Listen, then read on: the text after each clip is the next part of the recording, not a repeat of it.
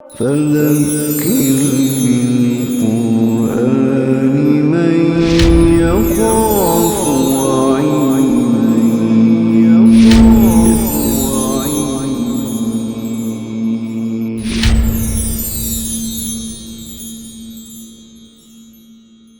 مدنی صورتوں کا طویل سلسلہ شروع ہو رہا ہے۔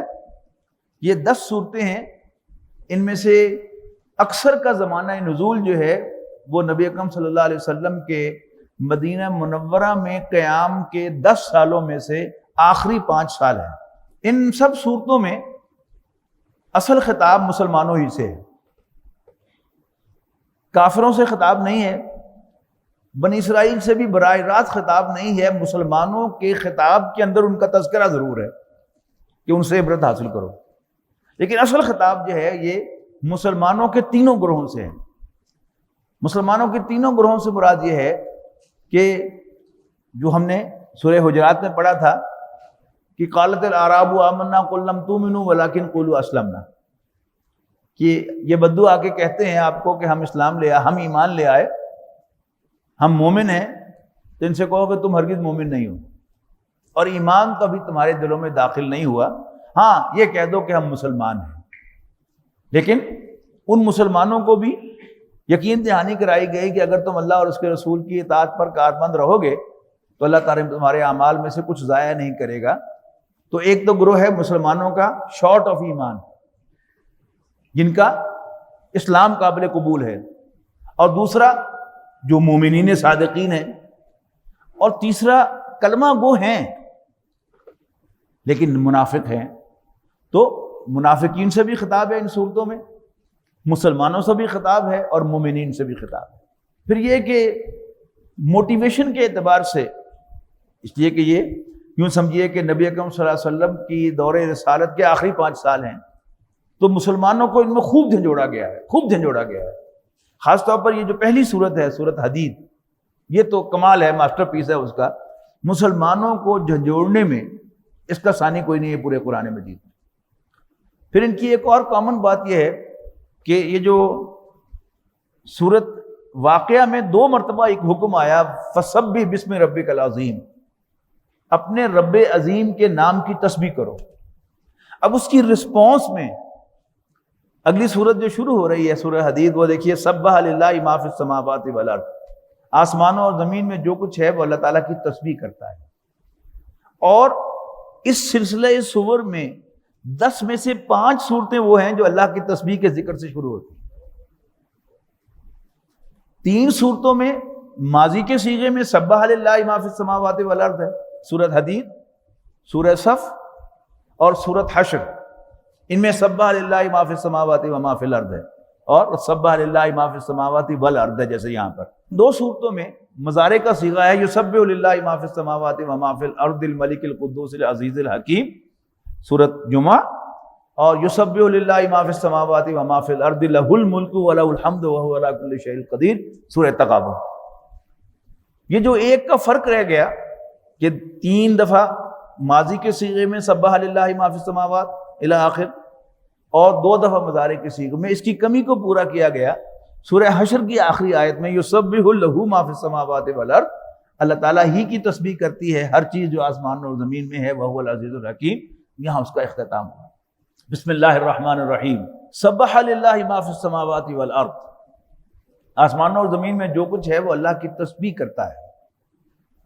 آسمانوں اور زمین کی ہر چیز اللہ تعالیٰ کی تسبیح کرتی ہے، وہو العزیز الحکیم، اور وہ آل مائٹی اور آل وائز ہے، غالب اور حکمت والا ہے۔ تسبیح جو ہے یہ اللہ تعالیٰ کو اس کے بلند مقام پر قائم رکھنا، اللہ تعالیٰ کی طرف کوئی چیز جو اس کے شایان شان نہ ہو منسوب نہ کرنا، نہ وربلی نہ ذہنن۔ اس کائنات میں جب ہم نظر ڈالتے ہیں، یہ آگے جا کے اب دور نہیں ہے، سورۃ ملک، یہ اس کا مضمون ہے کہ ذرا آسمان پر نظر دوڑاؤ اور دیکھو تمہیں کہیں اس میں کوئی فلاؤ نظر آتا، پھر نظر دوڑاؤ، بار بار نظر دوڑاؤ، تمہاری نظر تھک ہار کا واپس آ جائے گی کہ تم اللہ تعالیٰ کی اس تخلیق میں کہیں کوئی نقص نہیں نکال سکتے۔ یہ کیا ہے؟ یہ اللہ تعالیٰ کی پاکی ہے کہ اللہ تعالیٰ ہر کمزوری، ہر نقص اور ہر احتیاج اور ہر ڈپینڈنس سے ابو ہے. لیکن سورہ بنی اسرائیل میں ہم پڑھ کے آئے ہیں ایک آیت کہ آسمانوں اور زمین میں جو کچھ ہے اور ان کے مابین بھی وہ اللہ کی تسبیح کرتا ہے. وَلَٰكِن لَا تَفْقَهُونَ تَسْبِيحَهُمْ، لیکن تم ان کی تسبیح کو سمجھ نہیں سکتے. اس کا مطلب کیا ہے کہ اللہ تعالیٰ نے ہر چیز کو کوئی زبان بھی عطا کی ہے جس سے وہ وربلی اللہ تعالیٰ کی تسبیح کرتی ہے، لیکن ہم اس تسبیح کو سمجھ نہیں سکتے، اپریشیٹ نہیں کر سکتے. سبح للہ ما فی السماوات والارض وہو العزیز الحکیم لہو ملک السماوات والارض. آسمانوں اور زمین پر اسی کی بادشاہی ہے. یحیی و یمیت، اب اس کا ثبوت دیا جا رہا ہے کہ اس کی بادشاہی کا ثبوت یہ ہے کہ وہی زندگی عطا کرتا اور موت سے دوچار کرتا ہے. وہو علی کل شیء قدیر، اور وہ ہر چیز پر قادر ہے. اب یہ جو ٹکڑا ہے پہلا لہو ملک السماوات والارض، یہ 5ویں آیت میں پھر آئے گا. وہاں اللہ تعالیٰ کی بادشاہی کی ایک اور دلیل دی جائے گی، وہاں پہنچوں گا تو پھر میں نوٹ کرواؤں گا. پہلی دلیل کیا ہے؟ یحیی و یمیت، وہ زندگی اور موت دیتا ہے، یعنی زندگی عطا کرتا ہے اور موت سے دوچار کرتا ہے. وہو علی کل شیء قدیر، اور وہ ہر چیز پر قادر ہے. یہی دلیل تھی اللہ تعالیٰ کی بادشاہی کی حضرت ابراہیم علیہ السلام نے نمرود کے دربار میں دی تھی کہ جب اس نے پوچھا کیڑا ہو تیرا رب؟ ربی اللہ یحیی و یمیت، میرا رب وہ ہے جو زندگی اور موت دیتا ہے. تو ایک بڑی اہم دلیل ہے اللہ تعالیٰ کے بادشاہ ہونے کی. اگلی آیت جو ہے یہ قرآن مجید کی انتہائی گلوریس آیات میں سے ایک ہے. هو الاول والآخر والظاہر والباطن، وہی اول، وہی آخر، وہی ظاہر، وہی باطن. ظاہر کے معنی ایویڈنٹ کھلا، باطن کے معنی چھپا ہوا. بڑی کنفیوزنگ. بظاہر کے اول بھی وہی اور آخر بھی وہی، ظاہر بھی وہی، باطن بھی وہی. وَهُوَ بِكُلِّ شَيْءٍ عَلِيمٌ، اور وہ ہر چیز کا علم رکھنے والا ہے. ایک تو اس کا بڑا سادہ مفہوم نبی اکرم صلی اللہ علیہ وسلم کی رات کی جو مناجات ہیں ان میں مل گیا کہ نبی اکرم صلی اللہ علیہ وسلم فرمایا کہ انت نور السماوات والارض، اے اللہ تو آسمانوں اور زمین کا نور ہے. جب حضور صلی اللہ علیہ وسلم تہجد کے لیے اٹھتے تھے جو مناجات کرتے تھے اس میں یہ الفاظ بھی ہوتے تھے، اور ساتھ ہی اس میں یہ بھی فرماتے تھے کہ اللہم انت الاول، اے اللہ تو سب سے پہلا ہے. ولیس قبلک شیء، اور تم سے پہلے کوئی نہیں، تجھ سے پہلے کوئی نہیں. وانت الآخر، اور تو سب سے آخری ہے. لیس بعدک شیء، تیرے بعد کوئی نہیں. یعنی کچھ نہیں تھا، اللہ تعالیٰ تو تھا نا، تو ہی از اول. اور جب کچھ نہیں رہے گا تو اللہ تعالیٰ تو باقی رہے گا، تو وہ آخر ہے. یہاں تک تو بڑی آسانی سے سمجھ میں آتی ہے بات. اس کے بعد ہے وانت ظاہر. ظاہر کہتے ہیں پیٹھ کو. جب کسی جانور کی پیٹھ پر کوئی سوار ہوتا ہے تو وہ غالب بھی ہوتا ہے اور اس کے اوپر بھی ہوتا ہے. اور بطن کہتے ہیں پیٹ کو. پیٹ جو ہے یہ چوپایوں کا زمین کی طرف ہوتا ہے، تو جو پیٹ کے ساتھ لگا ہوا ہے وہ سب سے نیچے ہے. تو انت ظاہر، تو سب سے اوپر ہے. ولیس فوقک شیء، تیرے اوپر اور کوئی نہیں. وانت الباطن، اور تو سب سے نیچے ہے. لیس تحتک شیء، تیرے نیچے اور کوئی نہیں. اس حد تک بھی اس سے کچھ گزارا ہو جاتا ہے، لیکن سوالات بہت سارے کھڑے ہو جاتے ہیں. اللہ تعالیٰ کی جو صفات ہیں ان کے لیے جو الفاظ ہم جن سے اللہ تعالیٰ کو پہچانتے ہیں وہ الفاظ وہی ہیں کہ جو ہم انسانوں کے لیے ادا کرتے ہیں. اس لیے کہ قرآن مجید عربی زبان میں نازل ہوا، اور عربی انسانوں کی زبان ہے. اس کے سارے ایکسپریشن ہیومن ہیں، انسانی ہیں. لیکن اللہ تعالیٰ نے اپنی صفات، اپنے وجود کا تذکرہ بھی انہی الفاظ میں کیا ہے. اس میں شرک کا امکان ہے، لیکن وہ شرک کا امکان رفع ہو جاتا ہے اگر ہم 3 چیزیں ملحوظ خاطر رکھیں اللہ تعالیٰ کی صفات کے سلسلے میں اور غیر اللہ کی صفات کے سلسلے میں، تو پھر شرک نہیں ہوتا. مثلا اللہ تعالیٰ زندہ ہے، ہم بھی زندہ ہیں. اللہ تعالیٰ دیکھتا ہے، ہم بھی دیکھتے ہیں. اللہ تعالیٰ سنتا ہے، ہم بھی سنتے ہیں. اللہ تعالیٰ بڑا سیاںا ہے، ہم بھی بڑے سیانے ہیں. وہ فرق کیا ہے؟ وہ 3 نکات کیا ہیں؟ سب سے پہلا، اللہ تعالیٰ کی تمام صفات اس کی ذات کی مانند اس کی اپنی ہیں. جبکہ غیر اللہ کی تمام صفات اللہ تعالیٰ کی عطا کی ہوئی ہیں، اس کی اپنی صفت اور کوئی نہیں، اس کی اپنی صفت کوئی نہیں ہے۔ دوسرا فرق، اللہ تعالیٰ کی صفات مطلق لا محدود انفینٹ ہوتی ہیں، ان باؤنڈڈ ہوتی ہیں، کوئی حد نہیں ہوتی، جبکہ غیر اللہ کی صفات کتنی زیادہ ہو جائیں لیکن بہرحال وہ لمیٹڈ ہوتی ہیں، ایک اینڈ ہوتا ہے اس کا۔ تیسرا فرق یہ ہے کہ اللہ تعالیٰ کی صفات قدیم ہیں، یہ عربی زبان کا لفظ ہے۔ قدیم کا مطلب ہے ایٹرنل، ہمیشہ سے ہیں اور ہمیشہ رہیں گی، جبکہ غیر اللہ کی صفات حادث ہوتی ہیں، جیسے حادثہ ہوتا ہے نا، پہلے بھی وہ کہیں پلاننگ میں نہیں ہوتا اور دوبارہ بھی اس کو کرنے کا کوئی ارادہ نہیں ہوتا، یہ اس کو کہتے ہیں حادثہ۔ تو حادث صفات کا مطلب ہے کہ جب ہیں سو ہیں، آج اگر ہیں تو اس کا مطلب نہیں کہ کل بھی تھی، اور آج اگر ہیں تو اس کا یہ مطلب نہیں کہ کل بھی ہوں گی۔ تو اللہ کی صفات قدیم ہے، غیر اللہ کی صفات حادث ہیں۔ اب اگر آپ ان کو کمپیئر کریں کہ جو غیر اللہ کی صفات ہیں وہ اپنی نہیں ہیں، دی ہوئی ہیں، پھر محدود ہیں، مطلق نہیں ہیں۔ یہ جو مطلق اور محدود جو ہے، اس کو آئنسٹائن کی جو تھیوری آف ریلیٹیوٹی ہے اس کے حوالے سے بڑی آسانی سے آپ سمجھ سکتے ہیں کہ nothing is at absolute rest and nothing is in absolute motion.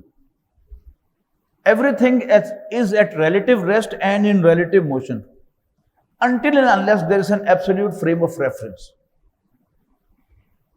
مثال کے طور پر آپ فیصل آباد ریلوے اسٹیشن پر اپنے کسی عزیز کو سی آف کرنے کے لیے گئے، اگلے ڈبے میں آپ اس کے ساتھ سوار ہو گئے، اتنے میں وسل ہو گئی اور پھر گاڑی آہستہ آہستہ چلنا شروع ہو گئی۔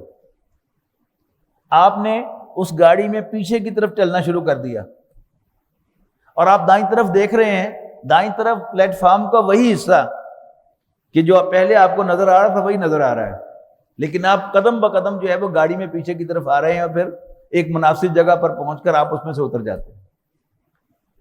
اب گاڑی کے ریفرنس سے آپ موو کر رہے تھے، لیکن پلیٹ فارم کے ریفرنس سے آپ موو کر رہے تھے۔ اب نہ آپ یہ کہہ سکتے ہیں کہ آپ موو کر رہے تھے، آپ نہ یہ کہہ سکتے ہیں کہ آپ موو نہیں کر رہے تھے، یہ ہے ریلیٹیوٹی کا تصور۔ اسی طرح ہم سورج کے گرد گھوم رہے ہیں، یعنی with reference to sun we are moving, لیکن مزید تحقیق سے پتہ چلا ایسٹرونومی میں کہ سورج خود موو کر رہا ہے۔ اب یہ فیصلہ کرنا مشکل ہو جاتا ہے کہ کوئی چیز موو کر رہی ہے یا ساکن ہے جب تک کوئی ایبسولوٹ ریفرنس نہ ہو، ورنہ تو سب ریلیٹیو ہے نا۔ تو until unless there is an absolute frame of reference، تو اللہ تعالیٰ کی صفات جو ہیں وہ ایبسولوٹ ہیں، مطلق ہیں، لامحدود ہیں۔ غیر اللہ کی صفات بہرحال محدود ہیں اور ریلیٹیو ہیں، ایبسولوٹ نہیں ہیں۔ تو نہ ہون جو ہوئی ہیں نا، پھر یعنی جب یہ تین بنیادی فرق ہیں تو اس کو ہم کیا کہیں گے؟ کہتا پھر نہ ہون جو ہوئی ہیں نا۔ یہی ہے اصل میں وہ تصور کہ اصل وجود جو ہے، حقیقی وجود صرف اللہ کا وجود ہے، باقی سب وجود نظر آتے ہیں، اللہ تعالیٰ کے بنائے ہوئے ہیں، نظر آتے ہیں، لیکن ود ریفرنس ٹو اللہ ان کا کوئی وجود نہیں ہے۔ مثال کے طور پر ایک درمیانی آپ مثال اگر سمجھ لیں کہ یہ کپ ہے، یہ ٹیبل ہے، یہ ٹیبل میرے سامنے پڑا ہے، ٹھیک ہے، یہ کپ جو ہے وہ یہاں پر پڑا ہے۔ کسی بڑائی نے لکڑی پہلے سے موجود تھی، چپ بورڈ پہلے سے موجود تھا، یہ ٹیبل جو ہے اس نے خاص طریقے سے کاٹ کے ارینج کر کے کیل لگا دیا، شریش لگا دی، تو یہ ٹیبل وجود میں آ گئی نا۔ یہ کیا ہے؟ ایک بڑھئی کی تخلیق ہے۔ ہمارے مقابلے میں یا دوسری طرف اگر ہم اپنی ذاتی کریشن کو دیکھیں، یعنی یہ جو کریشن تھی ٹیبل کی، یہ بڑھئی کی ذاتی کریشن نہیں تھی۔ جیسے میں نے کہا کہ لکڑی موجود تھی، چپ بورڈ موجود تھا، آری موجود تھی، کیل موجود تھے، ہتھوڑی موجود تھی، لیکن ہماری جو اپنی تخلیق ہوتی ہے وہ ہمارا امیجنیشن ہوتا ہے۔ میں یہاں پر ایک چیز کو امیجن کرتا ہوں، دیٹ از 100% مائی کریشن۔ اس میں کوئی اور فارن میٹیریل میں نے استعمال نہیں کیا، کوئی باہر کی چیز میرے استعمال میں نہیں آئی، لیکن میری اس تخلیق کو آپ نہیں دے سکتے، میری امیجنیشن کو، اور آپ کی امیجنیشن کو میں نہیں دیکھ سکتا. لیکن ہمارے مقابلے میں ایک جادوگر وہ دوسروں کی ول پاور کو کیپچر کرتا ہے، پوزیس کرتا ہے، اور ان سے کہتا ہے او دیکھو گھنٹہ گھر. ہم سب دیکھیں گے جی جی گھنٹہ گھر، حالانکہ گھنٹہ گھر تو شہر میں کھڑا ہے، لیکن اس نے ہمیں یہاں پر دکھا دیا، حالانکہ ایکچولی وہ نہیں تھا. لیکن جادوگر بھی کون ہے؟ وہ خود مخلوق ہے اللہ کی، ٹھیک ہے نا. تو اگر ایک اللہ کی مخلوق جو ہے وہ ہمیں ہماری ول پاور کو کیپچر کر کے ایک ایسی چیز دکھا سکتی ہے جس کا حقیقی وجود نہ ہو، تو اب اس کو انفینٹ سے ضرب دیجئے. اللہ تعالیٰ جس کی پاور انفینٹ ہے، کیا وہ ایسی تخلیق نہیں بنا سکتا جس کا ود ریفرنس ٹو ہم کوئی وجود نہ ہو، لیکن وہ چیزیں with reference to each other وجود رکھتی ہوں، ہے نا. تو یہ کیا ہے؟ اسے کہتے ہیں وحدت الوجود. یعنی ایز اے ٹرم وحدت الوجود پینتھیزم کو بھی کہہ دیتے ہیں. وہ شرک ہے. پینتھیزم کیا ہے؟ کہ اللہ تعالیٰ نے اس کائنات کی شکل اختیار کر لی. اس کی پھر آگے بہت سی شکلیں ہیں کہ جیسے بیج ختم ہو گیا اور پودا وجود میں آ گیا. یہ ایک ورژن ہے وحدت کا، پینتھیزم کا، ہماؤس کا. ایک ورژن کیا ہے کہ ہاں اللہ بھی ہمیشہ سے موجود تھا اور میٹر بھی، مادہ بھی ہمیشہ سے موجود تھا، اور اللہ اور میٹر کے کمبینیشن سے معاذ اللہ یہ کائنات وجود میں آ گئی. یہ حلول ہو گیا، حل ہو گئی دونوں، جیسے چینی اور پانی یہ دونوں موجود تھے، ان کو آپ نے حل کیا تو چینی کا محلول بن گیا. تو یہ بھی تصور جو ہے وہ ہندوؤں کے یہاں پایا جاتا ہے. یہ پینتھیزم ہے. وحدت الوجود جو ہے وہ اصل میں کیا ہے؟ وحدت الوجود یہ ہے کہ یہ مانا جائے کہ اصل وجود اس کائنات میں، ریل وجود صرف اللہ کا وجود ہے، باقی سارے وجود ریلیٹو ہیں، ایبسولوٹ نہیں. اب اس اینگل سے جب دیکھیں گے تو پھر وہی اول، وہی آخر، وہی ظاہر، وہی باطن، هو الاول والآخر والظاہر والباطن وهو بكل شيء علیم. 7 سال پرانی بات ہے. اسی طرح رمضان کے مہینے میں ان آیات کا ترجمہ ہوا، میں نے یہ بیان کیا، تو متکفین میں سے ایک صاحب مجھے کہنے لگے کہ ڈاکٹر صاحب کہڑا چکرانچ پایا تسی. نبی اکرم صلی اللہ علیہ وسلم کو ایک بڈھی عورت آئی سی تے انہیں پوچھا سی میرا رب کتھے؟ تے حضور صلی اللہ علیہ وسلم اس سوال پر اشارہ کرتا سی کیوں. لیکن اب ظاہر ہے کہ آج 2021 میں وہ آسمان پر اشارہ کریں گے تو پھر وہ بھی ساری طرف گھوم کے آ جائے گا، اس لیے کہ ہمارا آسمان جو ہے وہ کیلیفورنیا کے پاؤں کے نیچے ہے. زمین گول ہے نا، اور یہ کوئی assumption نہیں ہے. یعنی آپ انٹرنیٹ کو کھولیں اور گوگل کو سرچ کریں فلیٹ ارتھ، ابھی تک کچھ لوگ جو ہے وہ مصر ہیں کہ زمین چپٹی ہے، حالانکہ آپ زمین کے اراؤنڈ چکر لگا سکتے ہیں.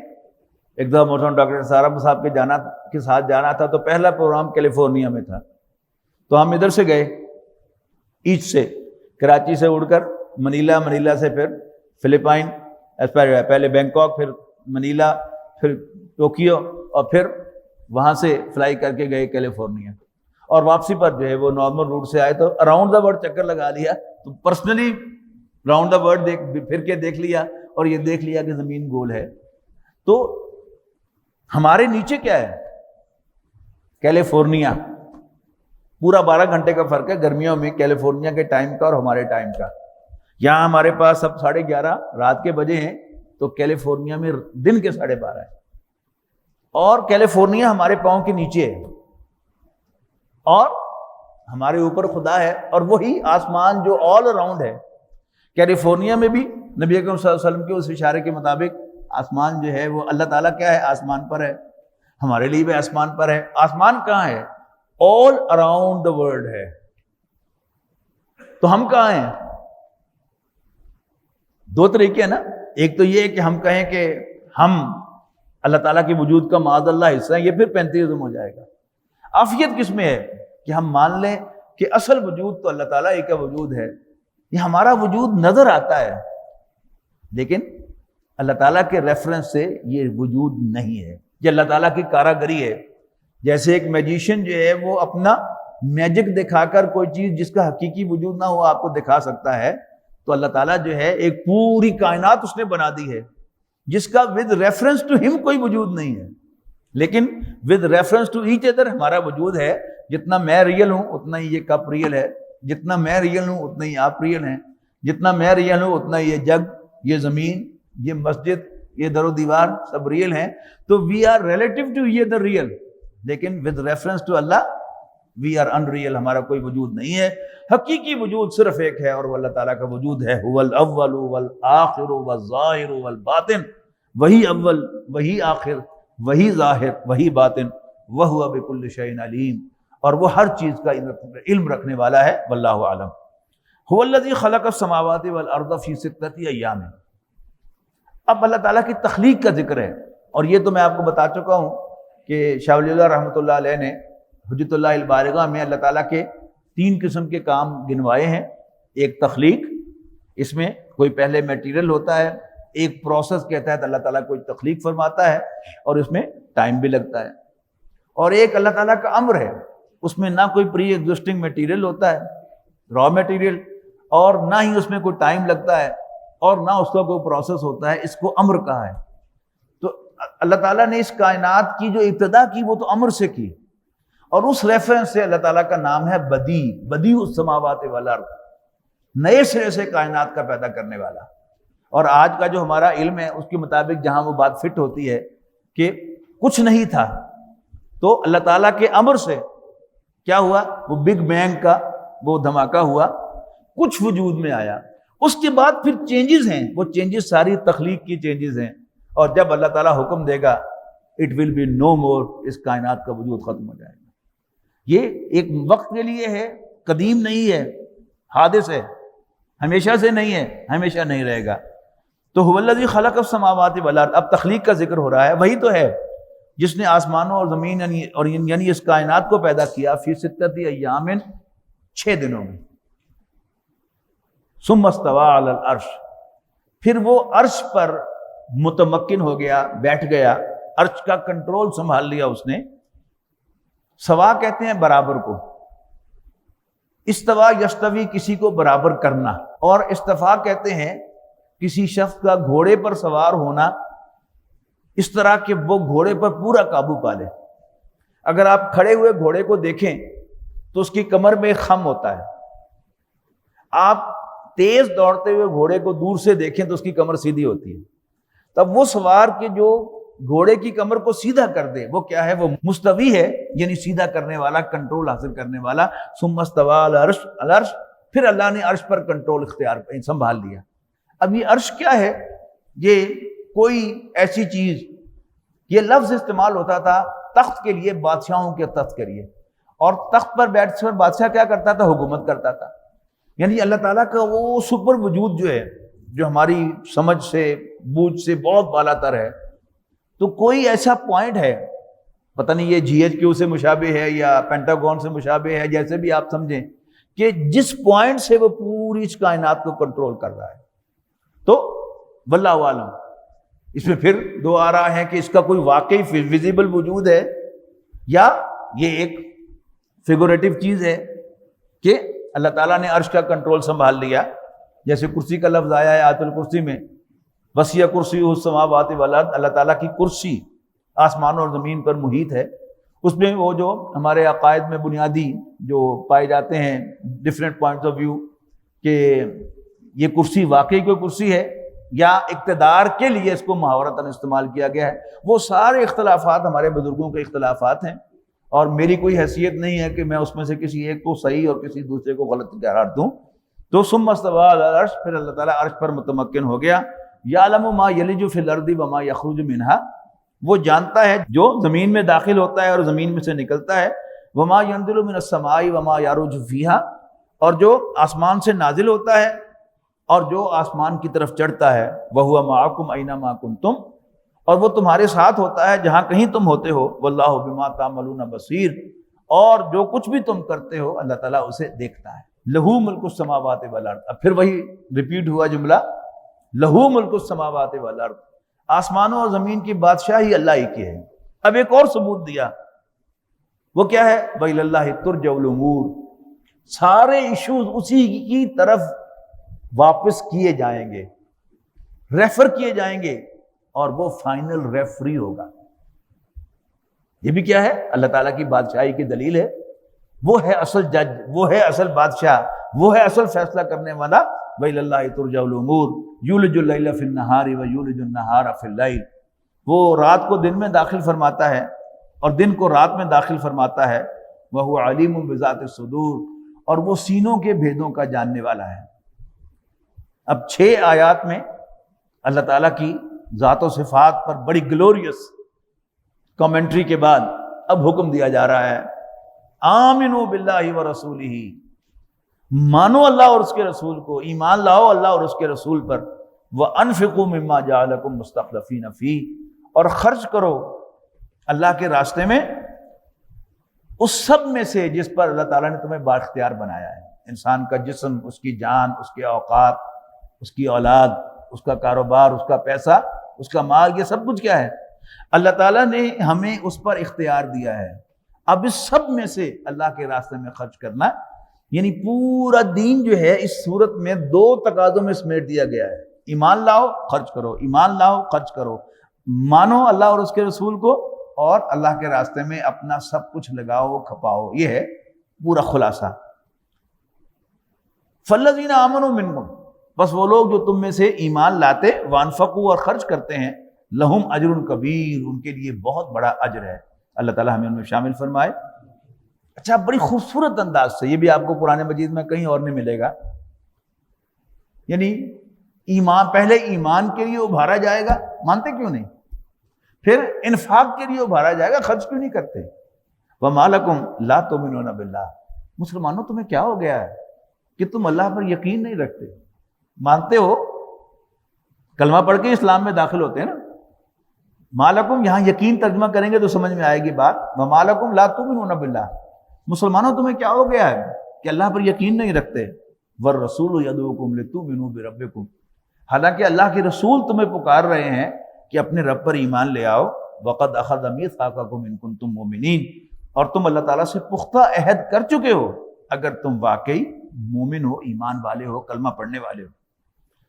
هُوَ الَّذِي يُنَزِّلُ عَلَىٰ عَبْدِهِ آيَاتٍ بَيِّنَاتٍ، بڑا اہم سوال ہے کہ حکم تو دے دیا کہ ایمان لاؤ، لیکن ہم اپنے دلوں کو ٹٹولتے ہیں، تو مانتے تو ہیں ہم، لیکن یقین تو بہرحال نہیں ہے۔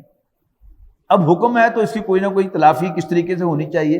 اب اللہ تعالیٰ نے جو خود سورس اتاری ہے، یعنی صحابہ کرام کا ایمان جو تھا وہ تو نبی اکرم صلی اللہ علیہ وسلم کے ساتھ رہنے کی وجہ سے آٹومیٹیکلی بھی ڈیولپ ہو رہا تھا۔ اس بھٹی کے پاس بیٹھنے کی وجہ سے، آپ کسی تندور کے پاس، کسی بھٹی کے پاس، کسی فرنس کے پاس بیٹھیں گے تو آپ ہیٹ لیں گے نا وہاں سے۔ تو نبی اکرم صلی اللہ علیہ وسلم ایمان کی سب سے بڑی سورس تھی۔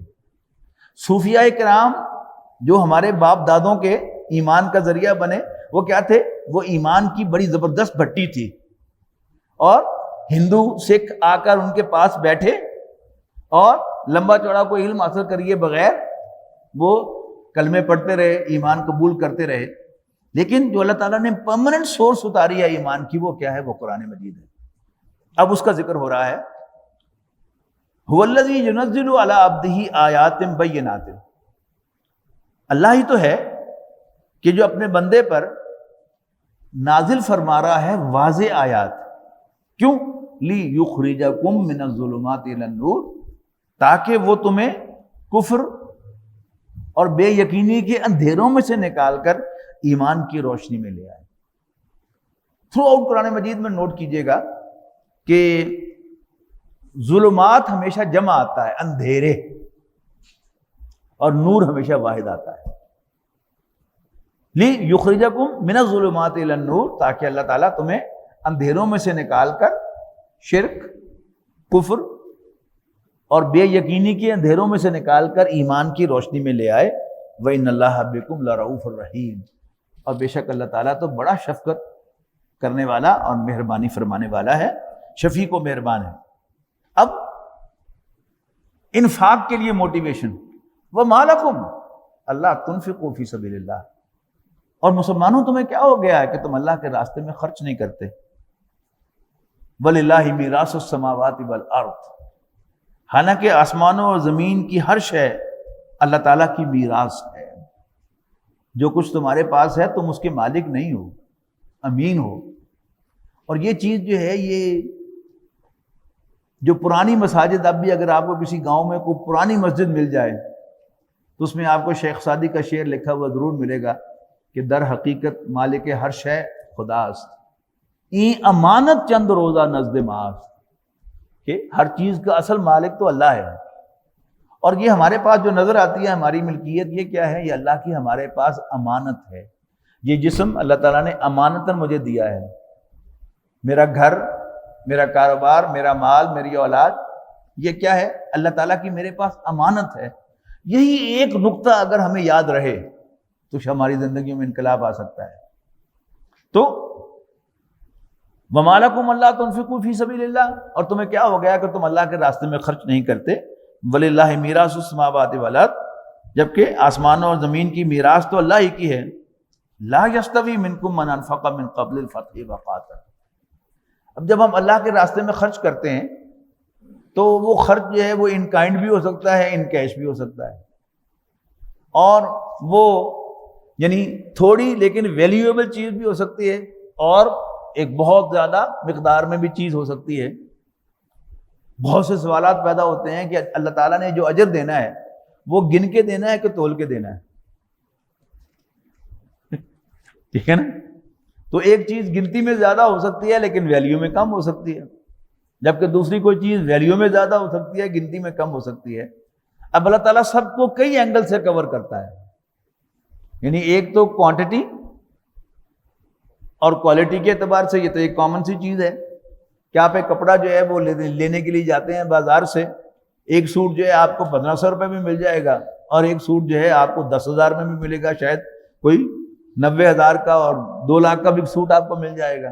ہے تو کپڑا ہی نا، آپ ناپ کے دیکھیں گے تو وہ اتنے ہی میٹر کا کپڑا ہوگا، اس کا بھی اور اس کا بھی، اس کا بھی، لیکن بہرحال کوالٹی کے فرق کی وجہ سے اس میں فرق ہے، اس کی قیمت کا فرق ہے۔ اب وہ کوالٹی جو ہے وہ کئی اینگل سے ہوتی ہے، ایک خاص اینگل یہاں پر بیان کیا جا رہا ہے، اس کو ذرا نوٹ کیجئے۔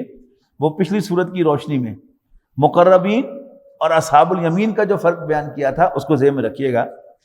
فرمایا لا یستوی منکم من انفق من قبل الفتح وقاتل، تم میں سے برابر نہیں ہے وہ جنہوں نے خرچ کیا اور جنگ کی اللہ کے راستے میں فتح سے پہلے۔ اب یہ فتح کے 2 مفہوم دیے گئے ہیں، ایک فتح مکہ، لیکن ہم پرسوں ہی پڑھ کے آئے ہیں ایک اور فتح جسے قرآن مجید میں فتح مبین کہا گیا ہے۔ وہ کیا ہے؟ وہ صلح حدیبیہ ہے۔ یعنی صلح حدیبیہ میں نبی اکرم صلی اللہ علیہ وسلم کو عرب نے، جب قریش نے ایک پاور مان لیا کہ جس سے معاہدہ کیا جائے، تو گویا پورے عرب نے مان لیا، اور اللہ تعالیٰ اس کو فتح مبین کہہ رہا ہے۔ اس سے پہلے نبی اکرم صلی اللہ علیہ وسلم اور صحابہ کرام کی حیثیت اور تھی، اور اب ان کی حیثیت اور ہو گئی۔ تو اب جو شخص اس سے پہلے خرچ کرے گا اللہ تعالیٰ کی نظر میں، خواہ وہ اتنا ہی مال ہو اور جان ہو، پہلے بھی اور بعد بھی، لیکن اللہ کی نظر میں دونوں برابر نہیں۔ جیسے چوتھے پارے کے آغاز میں پڑھ کے آئے نا، لن تنالوا البر حتی تنفقوا مما تحبون، کہ تم کبھی نیکی کے مقام کو نہیں پہنچ سکتے یہاں تک کہ خرچ کرو اللہ کے راستے میں اس میں سے جو تمہیں پسند ہے۔ تو جو پسند ہے وہ دینا مشکل ہے، اللہ تعالیٰ کے علم میں ہے کہ تمہیں کتنا پسند تھا اور تم نے کتنا دل پر پتھر رکھ کر جو ہے وہ انفاق کیا ہے، یہ سب اللہ کے علم میں ہے۔ یہاں ایک بڑی لائن کھینچی جا رہی ہے کہ تم میں سے برابر نہیں ہے وہ جنہوں نے خرچ کیا اور جنگ کی اللہ کے راستے میں فتح سے پہلے۔ اولئک اعظم درجۃ من الذین انفقوا من بعد وقاتلوا۔ یہاں وہ چیز نوٹ کروا دوں جو پہلے بھی میں نے نوٹ کروائی تھی کہ من اور اہل یہ دونوں ایک دوسرے کا الٹ ہیں۔ من کا یوز جو ہے وہ عربی زبان میں واحد مذکر ہوتا ہے، اس کے مقابلے میں اہل کا جو یوز ہے وہ جمع مذکر ہوتا ہے، خواہ یہ دونوں ایک شخص کے لیے ہوں، مذکر کے لیے یا مؤنث کے لیے یا زیادہ لوگوں کے لیے ہوں، لیکن جب من آئے گا تو واحد استعمال ہوگا، واحد مذکر، اور اہل آئے گا تو جمع مذکر استعمال ہوگا، خواہ وہ ایک عورت کے لیے کیوں نہ ہو یا جیسے حضرت ابراہیم علیہ السلام کی بیوی کو جمع کے صیغے میں فرشتوں نے آ کے کہا تھا اے نبی کے گھر والوں تم پر اللہ کی رحمتیں ہوں، سلام ہو. اور ازواج مطہرات عورتیں ہیں سب کی سب، انہیں کیا کہا کہ اللہ تعالیٰ تمہیں اے نبی کے گھر والوں پاک کر دینا چاہتا ہے، جیسے پاک کرنے کا حق ہے تو کم کا وہاں پر پروناؤن آیا ہے تو جو جمع مذکر ہے. تو یہاں پھر نوٹ کیجئے گا، یعنی پہلے جملے میں من کا لفظ آیا ہے تو واحد مذکر کی ورب آیا ہے، انفقا اور قاتلا.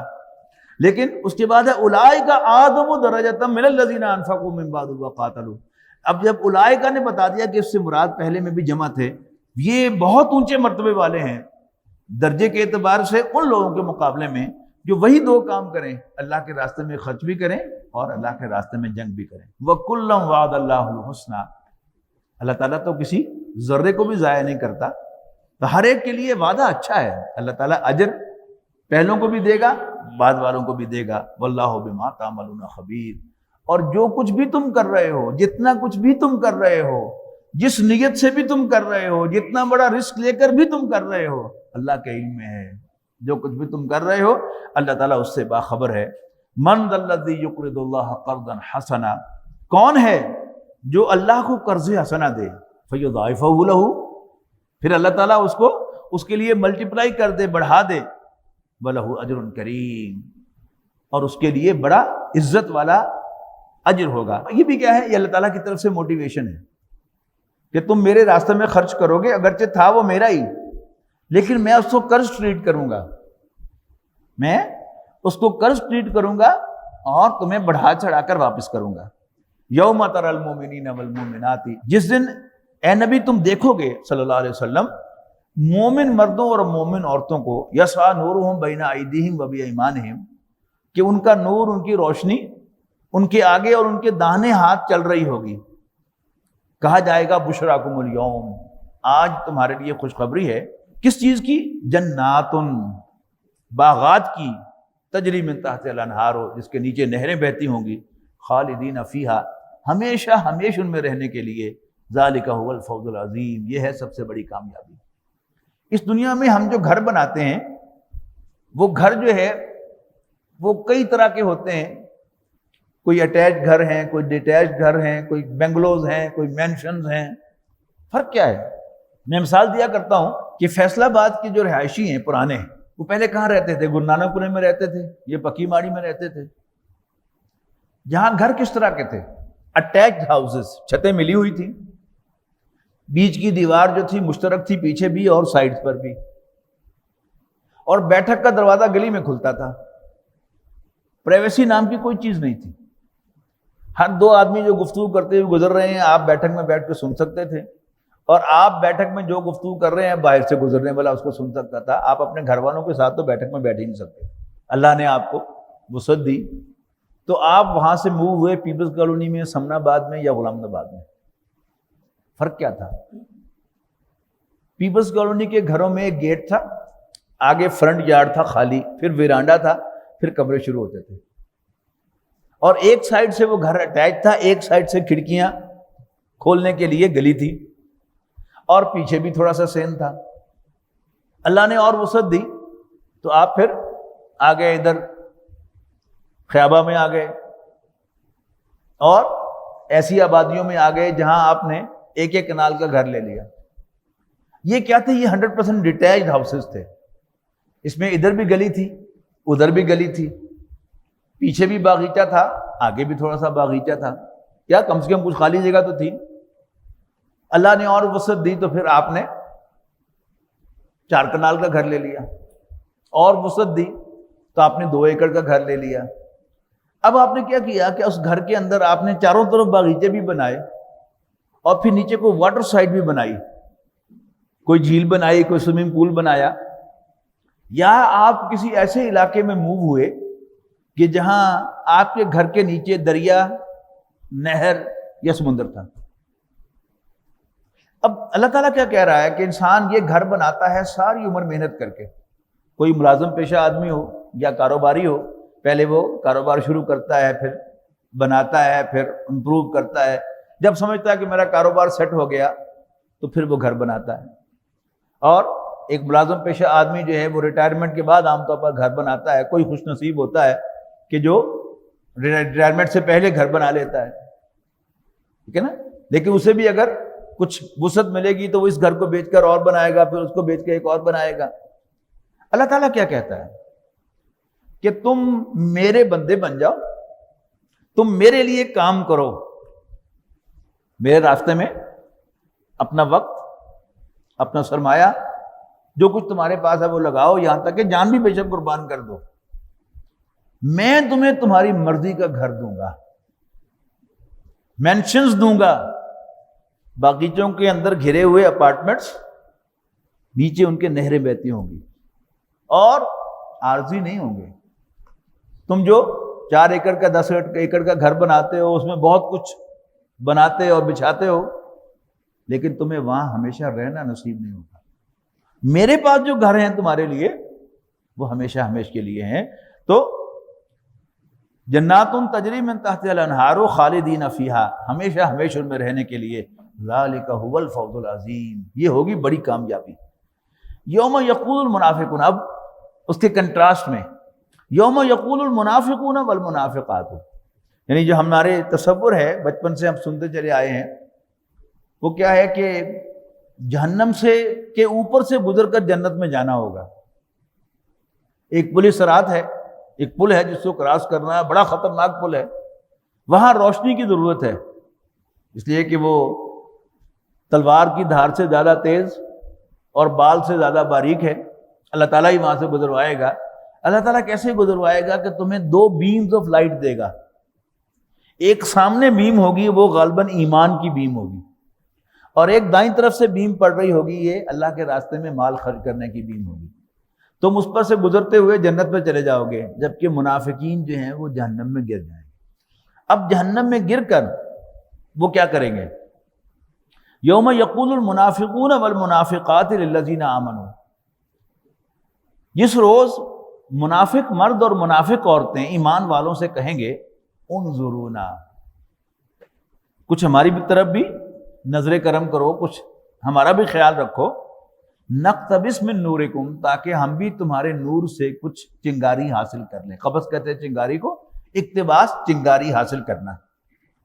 کسی اندھیرے راستے پر آپ لوگ جا رہے ہیں، ایک آدمی کے پاس موبائل ہے ٹارچ والا، اور وہ آگے آگے بھاگتا چلا جا رہا ہو، تو آپ سب لوگ کیا کہیں گے اسے؟ ہم سب کیا کہیں گے؟ یار کو ساڈا بھی انتظار کر لے، تیری لو دے وچ اسی بھی کوئی 4 قدم ٹر رہی ہے۔ اب یہ وہ سین ہے بڑا حسرتناک کہ انظرونا، ہماری طرف بھی دیکھو، ہمارا بھی انتظار کرو، نقتبس من نورکم، کہ ہم بھی تمہاری روشنی میں سے کوئی چنگاری حاصل کر لیں۔ قیل ارجعوا وراءکم، کہا جائے گا، اب یہ نہیں کہا کہ ایمان والے ان کو ٹکا سا جواب دیں گے، کہیں سے آواز آئے گی، ارجعوا وراءکم، دوڑ جاؤ، لوٹ جاؤ پیچھے کی طرف، فالتمسوا نورا، اور وہاں سے روشنی حاصل کر کے آؤ۔ یہ روشنی نہ یہاں بنتی ہے یا نہ بکتی ہے، اور نہ یہ کسی کو دھار دی جا سکتی ہے، یہ دنیا سے کما کے لائی جاتی ہے۔ اگر دنیا میں واپس جا سکتے ہو لوٹ جاؤ، جاؤ واپس، فالتمسوا نورا، اور روشنی لے کے آؤ۔ فضرب بینہم بسور لہ باب، تو ان کے درمیان ایک فصیل حائل کر دی جائے گی کہ جس میں ایک دروازہ ہوگا۔ دروازہ کیوں ہوگا اس کی وضاحت آگے آ جائے گی۔ باطنہ فیہ الرحمہ، اس دیوار کے اندر کی طرف اللہ تعالیٰ کی رحمت ہی رحمت ہوگی، وظاہرہ من قبل العذاب، اور اس کے باہر کی طرف عذاب ہوگا۔ ینادونہم، اب وہ جہنم میں گر گئے، اور وہ جو دروازہ رکھا ہوا ہے وہ اس کنورسیشن کے لیے رکھا ہوا ہے۔ ینادونہم، وہ جہنم میں سے انہیں پکاریں گے، الم نکم معکم، بھائیو کیا ہم بھی تمہارے ساتھ نہیں تھے؟ ہم رشتہ داری بھی تھی ہماری، ایک ہی محلے میں ہم رہتے تھے، ایک ہی جگہ ہم رہتے تھے، ہم کولیگز تھے، ہم کلاس فیلوز تھے، ہم دوست تھے، ہم نوالا تھے۔ الم نکم معکم، کیا ہم تمہارے ساتھ نہ تھے؟ قالوا بلا، تو وہ کہیں گے یس انڈیڈ، بالکل تھے، لیکن ولکنکم فتنتم انفسکم، لیکن تم نے اپنے آپ کو فتنے میں مبتلا کیا، وتربصتم، اور تم اسٹیٹ آف انڈیسیژن میں چلے گئے، فیصلہ نہیں کر پائے کدھر جانا ہے، ورتبتم، اور پھر تم شک میں مبتلا ہو گئے، وغرتکم الامانی حتی جاء امر اللہ، اور پھر تمہیں جھوٹی تمناؤں نے دھوکے میں ڈالا، حتی جاء امر اللہ، یہاں تک کہ موت آ گئی، اللہ کا حکم آ گیا، وغرکم باللہ الغرور، اور تمہیں دھوکہ دیا انتہائی دھوکے باز یعنی شیطان نے۔ یہ جو 4 سٹیپس بیان کیے گئے ہیں، یہ اصل میں اگر ہم غور سے دیکھیں گے تو ہماری اپنی زندگی کے یہ سٹیپس ہیں۔ سورہ تغابن دور نہیں ہے، پڑھیں گے کہ انما اموالکم و اولادکم فتنہ، یقیناً تمہارے مال اور تمہاری اولادیں، تمہارے بیٹے تمہارے لیے ایک آزمائش ہے۔ اللہ تعالیٰ نے آزمانے کے لیے ہمیں یہ مال اور اولاد دی ہے کہ ہم اس پر ریجھ جاتے ہیں یا اللہ کی بندگی کو اختیار کرتے ہیں۔ لیکن اگر ہم مال اور اولاد کی فطری محبت کو اپنے اوپر سوار کر لیں گے تو اس کا مطلب ہے کہ ہم اس فتنے میں مبتلا ہوں گے۔ اس کا نتیجہ کیا نکلے گا؟ وَلَٰكِنَّكُمْ فَتَنْتُمْ أَنفُسَكُمْ وَتَرَبَّصْتُمْ۔ تربص کیا ہے؟ آپ تراجم میں دیکھیں گے ترجمہ گو مگو، وہ فارسی ہے، فارسی ہمیں آتی نہیں، اس لیے میں نے انگلش میں ترجمہ کر دیا اسٹیٹ آف انڈیسین۔ یہ کیا ہے کہ مسجد میں آئے، جمعے کا جمعہ پڑھا، خطیب صاحب نے آخرت کی طرف توجہ دلائی، بڑا دل کیا کہ بس سب کچھ چھوڑ چھاڑ کے اللہ والے بن جائیں، لیکن گھر پہنچتے پہنچتے پھر جو ہے وہ مال اور اولاد میں گھر گئے اور کچھ نہیں کر سکے۔ جی چاہتا ہے کہ دین کے لیے کام کریں لیکن کر نہیں پاتے، جی چاہتا ہے کہ اللہ کے راستے میں خرچ کریں اپنا وقت اپنا مال، لیکن کر نہیں پاتے۔ یہ کیا ہے؟ یہ گو مگو کی کیفیت ہے کہ کعبہ میرے آگے ہے، کلیسا میرے پیچھے، ایمان مجھے روکے ہے تو کھینچے ہے مجھے کفر۔ اچھا، جب انسان اس سٹیٹس میں ان میں سے مثبت سائڈ پر نکل کر نہ جائے کہ ایک چھلانگ لگائے، قربانی دے اور فیصلہ کر لے کہ جو بھی ہو بہرحال میں نے اللہ کے دین کا راستہ اختیار کرنا ہے، اگر یہ کر لے تو پھر تو کامیابی ہو گئی۔ اللہ تعالیٰ جو ہے وہ دستگیری کر لیتا ہے، ہاتھ پکڑ لیتا ہے کہ آ جاؤ۔ لیکن اگر نہیں کرتا تو پھر اگلی سزا کیا ملتی ہے؟ وہ ہے ارتیاب۔ ارتیاب ریب سے نکلا ہے۔ ریب کسے کہتے ہیں؟ لا ریب فی شک۔ پھر شکوک و شبہات دل میں پیدا ہو جانے شروع ہوتے ہیں۔ یہ مولوی لوگ ایویں تو نہیں بنا لی انہوں نے کہانیاں، پتہ نہیں کوئی جنت دوزخ ہے بھی صحیح کہ نہیں، پتہ نہیں آخرت آنی بھی ہے کہ نہیں۔ پھر یہ شکوک و شبہات جو ہیں وہ دل میں ڈیرے لگانے لگتے ہیں، اور پھر وہ ساری یعنی وہ کھاتے پیتے لوگوں کی جو بات ہے کہ اذا متنا وکنا ترابا وعظاما، کیا جب بھلا مر جائیں گے، مل کے مٹی ہو جائیں گے، ہڈیاں ہو جائیں گے، اینا لمبعوثون، کیا پھر ہم اٹھائے جائیں گے؟ نو نو، ہیہات ہیہات لما توعدون۔ یہ کیا ہے؟ یہ پھر شپ آگے بڑھ رہا ہے، اور پھر خار ہیں، بدکار ہیں، ڈوبے ہوئے ذلت میں ہیں۔ فیصلہ ہو گیا کہ کھے یہی کھانی ہے۔ اب وہ جو ایمان کا ایک کنیکشن ہے اس کو کیسے سیٹسفائی کریں گے؟ خار ہیں، بدکار ہیں، ڈوبے ہوئے ذلت میں ہیں، جو کچھ بھی ہیں تیرے محبوب کی امت سے ہیں۔ کوئی یہ پوچھے کہ وائس کا کیا بگڑتا ہے؟ جو بے عمل پہ بھی رحمت وہ بے نیاز کرے۔ اللہ تعالیٰ تو بڑا بخشن ہار ہے، مولویوں کو خام خواہ خشکی چڑھی ہوئی ہے کہ وہ پکڑ لے گا اور یہ کر دے گا اور وہ کر دے گا، وہ تو بڑا محبت کرنے والا ہے، بڑا ہے۔ یہ سارا قرآن مجید یہی پھر کیا ہے؟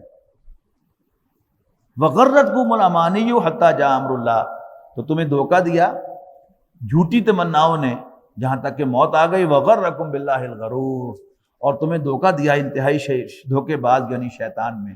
فالیوم لا یؤخذ منکم فدیۃ ولا من الذین کفروا، بس آج نہ سو تم سے کوئی فدیہ تم سے قبول کیا جائے گا اور نہ ہی کافروں سے۔ مأواکم النار، تمہارا ٹھکانہ آگ ہے۔ ہی مولاکم، وہی تمہاری خبرگیر، تمہاری مولا، تمہاری دوست ہے۔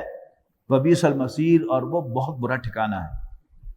اب اگر ہم میں سے ہر شخص جو ہے یا کوئی شخص محسوس کرے وہ یہ تو میری تصویر ہے، اور اگر ہم دیانتداری سے پڑھیں گے تو ہم سب کو یہی معلوم ہوگا کہ یہ تصویر تو اپنی ہے۔ اب پھر اگلا سوال پیدا ہوگا کہ پھر از دیر اینی وے آؤٹ؟ اس سے نکلنے کا کوئی راستہ ہے کہ یا بس گیا؟ اور یہ انسانی نفسیات کی ایک بڑی اہم سوچ کا ایک رخ ہے کہ اگر اسے پتہ چل جائے کہ بس اب تو ختم ہو گئی کہانی، تو پنجابی کا محاورہ ہے کہ ستیہ ناش تو ہو گیا، سوا ستیہ ناش صحیح، انسان اور زیادہ بغاوت کی طرف مائل ہوگا۔ لیکن اگر اس کو کوئی وے آؤٹ ملتا ہو تو پھر وہ لازماً اس وے آؤٹ کو اختیار کرنا چاہے گا۔ اب وے آؤٹ بتایا جا رہا ہے، الم یعنی للذین آمنوا ان تخشع قلوبہم لذکر اللہ، کیا ایمان والوں کے لیے ابھی وہ وقت نہیں آیا کہ ان کے دل اللہ کی یاد کے لیے پگھلیں، نرم ہو جائیں. خا شین عین کا مادہ جو ہے وہ دب جانے کے لیے، نرم ہو جانے کے لیے آتا ہے. ایک ہے خا شین یا، وہ ڈرنے کے لیے آتا ہے. اس کا مصدر ہے خشیت، اس کا مصدر ہے خشوع.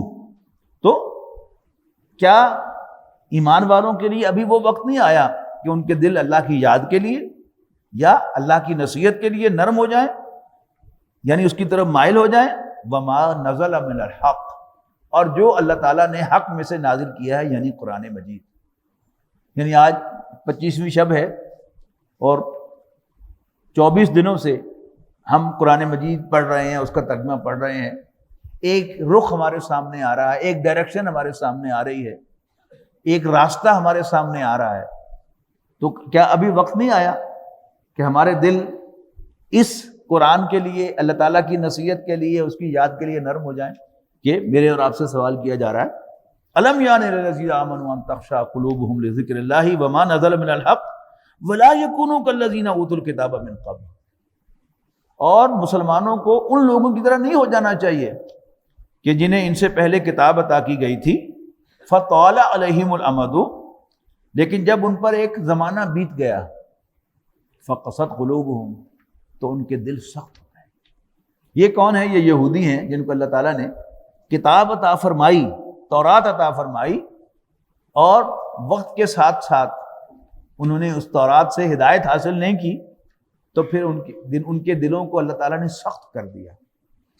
یعنی بات کہاں سے شروع ہوئی کہ کیا تمہارے دل نرم ہونے کا وقت نہیں آیا؟ Don't waste your time. جوں وقت گزرے گا، یہ قرآن بار بار تمہارے سامنے آئے گا، وہ راستہ دین کا بار بار تمہارے سامنے آئے گا.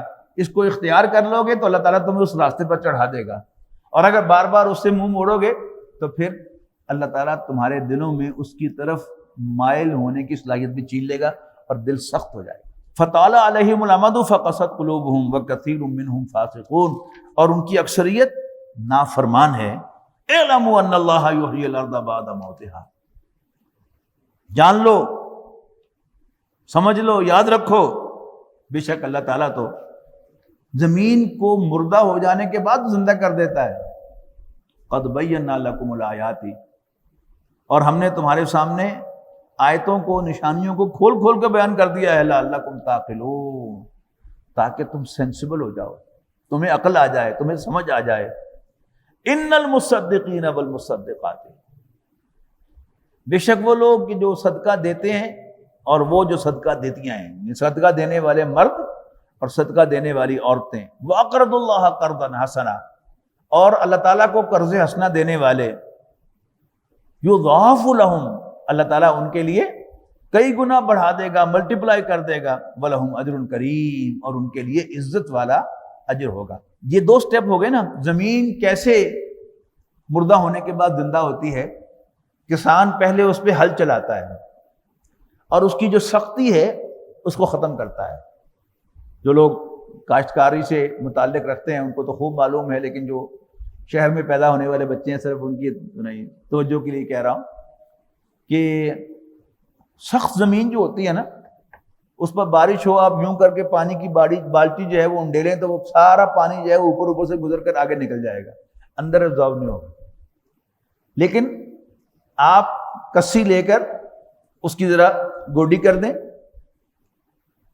یا آپ اس کے اندر ہل چلا دیں، اب ایک بالٹی کیا آپ 10 بالٹیاں بھی انڈیلیں گے، 100 بالٹیاں بھی انڈیلیں گے تو وہیں پر جب ہو جائیں گی، وہ آگے نہیں جائیں گے. تو پہلے کسان جو ہے وہ زمین کو نرم کرتا ہے، اس کو کھرچتا ہے، اس کی اوپر کی تہہ کو کھرچتا ہے، اس کو نرم کرتا ہے. پھر اللہ تعالیٰ اوپر سے پانی برساتا ہے، بارش برساتا ہے، تو پھر کیا ہوتا ہے؟ وہ مردہ زمین زندہ ہو جاتی ہے. اب انسان کے دل کی مثال بھی یہی ہے کہ وہ دل جس میں مال کی محبت گھر کر گئی تھی اور وہ دل سخت ہو گیا تھا، اب اس کا علاج کیا ہے؟ پہلے تم اس دل میں حل چلاؤ، اور اس دل کا حل کیا ہے؟ انفاق. لن تنالوا البر حتى تنفقوا مما تحبون، تم کبھی نیکی کو حاصل نہیں کر سکو گے یہاں تک کہ اللہ کے راستے میں خرچ کرو اس میں سے جو تمہیں پسند ہے. اس دل میں سے کھرچو. حضرت مسیح علیہ السلام کا ایک بڑا خوبصورت واعظ ہے جو اویلیبل بائبل ہے، اس میں پہاڑی کا واعظ، اس میں آج جناب فرماتے ہیں کہ تم زمین پر جمع کرتے ہو جہاں چوری کا بھی ڈر ہے اور کیڑا لگ جانے کا بھی اندیشہ ہے، تم آسمان پر جمع کرو جہاں نہ چوری کا خطرہ ہے اور نہ کیڑا لگنے کا ڈر۔ اور میں تم سے سچ کہتا ہوں، جہاں تمہارا مال ہوگا وہیں تمہارا دل ہوگا۔ یہ مال سے محبت ہے نا ہمیں، اس مال کو اللہ کے دین کے راستے میں اگر ہم انویسٹ کر دیں گے، کاروباری لوگ اس کو خوب سمجھتے ہیں کہ جہاں جتنی بڑی انویسٹمنٹ ہوتی ہے 24 گھنٹے اسی کا خیال رہتا ہے کہ کہیں وہ ڈوب نہ جائے۔ تو اگر مال، اولاد، اوقات دین میں لگیں گے تو پھر ہمارے دل میں دین جو ہے خود بخود آ جائے گا۔ تو پہلے حل چلاؤ انفاق کا، اس کے بعد پھر ایمان کی بارش کرو۔ ایمان کی بارش کیا ہے؟ والذین آمنوا باللہ ورسولہ، یعنی اس دل کو نرم کرنے کے بعد وہ لوگ جو اللہ اور اس کے پیغمبروں پر ایمان لائیں گے، اولئک هم الصدیقون والشہداء عند ربہم، یہ اپنے رب کے نزدیک صدیقین اور شہداء میں سے ہوں گے۔ لہم اجرہم ونورہم، ان کے لیے ان کا اجر بھی ہوگا اور ان کی روشنی بھی۔ والذین کفروا وکذبوا بآیاتنا، اور وہ لوگ کہ جو کفر کی روش اختیار کریں گے اور ہماری آیات کو جھوٹا قرار دیں گے، اولئک اصحاب الجحیم، یہ جہنم والے ہیں۔ یعنی یہاں پر جو انکریجمنٹ ہے وہ یہ ہے کہ منعم علیہم، جو ہم سورۃ فاتحہ میں دعا مانگتے ہیں نا کہ ہم ان لوگوں میں شامل فرما جن پر تو نے انعام کیا، ان کا راستہ بتا، لیکن سورہ نساء یا سورہ مائدہ میں یہ بتایا گیا کہ وہ کون لوگ ہیں۔ وہ لوگ کہ جو اللہ اور اس کے رسول کی اطاعت کرتے ہیں، فاولئک مع الذین انعم اللہ علیہم، تو یہ ہوں گے ان لوگوں میں شامل کہ جن پر اللہ نے انعام کیا، من النبیین والصدیقین والشہداء والصالحین۔ تو 4 کیٹیگریز بیان کی ہیں۔ ایک ہے نبیوں کی کیٹیگری، یہ تو وہبی ہے، یہ انسان اپنی ایفرٹ سے حاصل نہیں کر سکتا۔ اس کے بعد سب سے اونچا درجہ صدیقین کا ہے، یہاں بتایا جا رہا ہے یہ درجہ بھی تمہارے لیے کھلا ہے۔ اگرچہ آج تم محسوس کرو کہ تمہارے دل میں نفاق نے، منافقت نے ڈیرے ڈال رکھے ہیں، لیکن تم یہ 2 کام کرو، اللہ کے راستے میں خرچ کرو اور ایمان کی آبیاری کرو قرآن مجید کے ذریعے سے، تو تم صدیقین تک میں شامل ہو سکتے ہو اور شہداء تک میں شامل ہو سکتے ہو۔ والذین کفروا وکذبوا بآیاتنا اولئک اصحاب الجحیم۔ اعلموا انما الحیاۃ الدنیا لعب ولہو وزینۃ وتفاخر بینکم وتکاثر فی الاموال والاولاد۔ جان لو، یاد رکھو کہ دنیاوی زندگی کھیل، تماشا، زیب و زینت، ایک دوسرے پر فخر کرنا آپس میں، اور مال اور اولاد میں ایک دوسرے پر کثرت حاصل کرنا ہے۔ انسانی شخصیت کی تصویر کشی بڑے بڑے انٹلیکچوئلز نے کی۔ وہ شیکسپیئر بھی تصویر کھینچتا ہے انسان کی کہ پہلے یہ ہوتا ہے، پھر وہ جج بن جاتا ہے اور اس کی توند باہر نکل آتی ہے، پھر ایسا ہوتا ہے، پھر ویسا ہوتا ہے، لیکن وہ انسان کی بنائی ہوئی تصویر ہے نا۔ فرائیڈ نے بھی انسان کی تصویر بنائی، مارکس نے بھی انسان کی تصویر بنائی، لیکن اس تصویر کو دیکھو جو میرے اور آپ کے خالق نے، انسان کے بنانے والے نے بنائی ہے، وہ ہے انسان کی اصل تصویر، بہت جامع تصویر۔ اور یہ 5 سٹیجز یہاں پر بیان کی گئی ہیں انسان کی۔ پہلی سٹیج کیا ہے؟ لڑکپن کی سٹیج، بچہ۔ اس میں بھی 2 حصے ہیں، ایک ہے بچہ، بالکل لڑکپن، اور بچہ کھیلتا ہے، لیکن ایک کھیل ہو گیا، آگے پھر پچھلا اس کو کوئی ایفیکٹ نہیں ہے، پھر نئے سرے سے کھیلے گا، پھر نئے سرے سے کھیلے گا۔ روز بچے کھیلتے ہیں، گلی ڈنڈا کھیلتے ہیں یا کوئی اور کھیل کھیلتے ہیں، لیکن روز نیا کھیل ہے، ہارتے بھی ہیں، جیتتے بھی ہیں، کبھی کبھی غصہ بھی آ جاتا ہے، لڑبڑ بھی لیتے ہیں، لیکن وہیں پر لڑائی ختم ہو جاتی ہے۔ یعنی جب تک وہ 12-13 سال تک کے لڑکے جو ہیں وہ ایسے ہی ہیں۔ اگر آپ کو یاد ہو کہ پی ٹی وی پر ایک خاکہ دکھایا کرتے تھے کہ 2 بچے گلی میں کھیل رہے تھے، ان کی لڑائی ہو گئی، ایک نے دوسرے کو مارا، اس کا قمیض پھاڑ دیا، اور وہ بچہ روتا ہوا گھر آیا۔ اس کی ماں نے کیا ہوا؟ اس نے کہا جی وہ فلانے نے مجھے مارا ہے۔ اس کی ماں جو ہے اس کے گھر چلی گئی اور دونوں ماؤں نے لڑنا شروع کر دیا، ادھر سے اس کا باپ بھی آ گیا، ادھر سے اس کا باپ بھی پہنچ گیا، باپوں نے بھی لڑنا شروع کر دیا۔ ان دا مین ٹائم دونوں بچے ایک ہی سائیکل پہ بیٹھے ہوئے خوب ہنستے کھیلتے ہوئے جا رہے ہیں. یہ ہے لڑک پن. لیکن یہی بچہ جب کالج میں پہنچتا ہے, یعنی ناؤ ہی از 18 17 18 کالج میں چلا گیا, تو لڑائی نہیں ہوئی, کسی نے مارا بھی نہیں, کسی نے ٹونٹ کیا, لیکن اب وہ ٹونٹ بھی اس سے برداشت نہیں ہو رہی. کالج میں بھی پریشان رہتا ہے, گھر آ کر بھی پریشان رہتا ہے, یا ہاسٹل میں آ کر بھی پریشان رہتا ہے, یہاں تک کہ اس کو وہ بھولتی نہیں بات. پھر اس کے ذہن میں وہ گونج رہی ہے کہ اس نے مجھے یہ ٹونٹ کیا تھا, اس نے یہ فکرہ مجھ پر چست کیا تھا. اب اس کو بھلانے کے لیے وہ کیا کرتا ہے, وہ کوئی فن جو ہے اس کو اختیار کرتا ہے. وہ میوزک اونچی آواز میں سنتا ہے تاکہ اس پر میوزک کی آواز غالب آ جائے اور بار بار وہ جملہ جو کسی نے مجھے کہا تھا وہ مجھے یاد نہ آئے.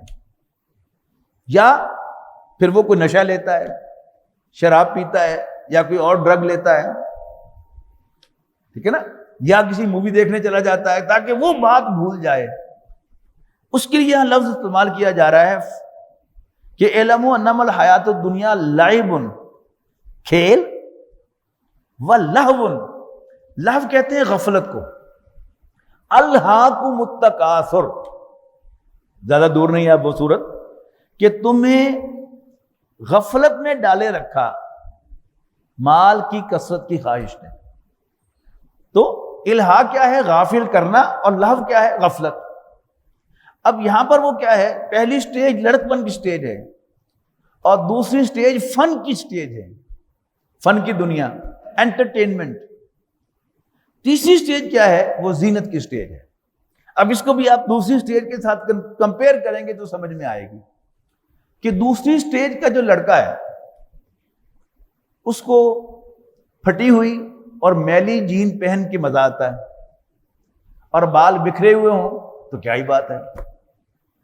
یہی لڑکا جب 28 سال کا ہوگا, کوالیفیکیشن اس نے حاصل کر لی, تعلیم مکمل کر لی, اب جاب میں چلا گیا, اب وہی لڑکا کہ جو پھٹی ہوئی اور میلی جین پہنتا تھا بڑے خوش ہو کر, بلکہ بازار سے نئی بھی خریدتا تھا تو باقاعدہ میلی لگے اور پھٹی ہوئی لگے وہ خریدتا تھا, اب وہ 3 پیس سوٹ پہن کے اس اینگل سے پھر اس اینگل سے شیشے میں اپنے آپ کو دیکھتا ہے کہ میں اچھا لگ رہا ہوں.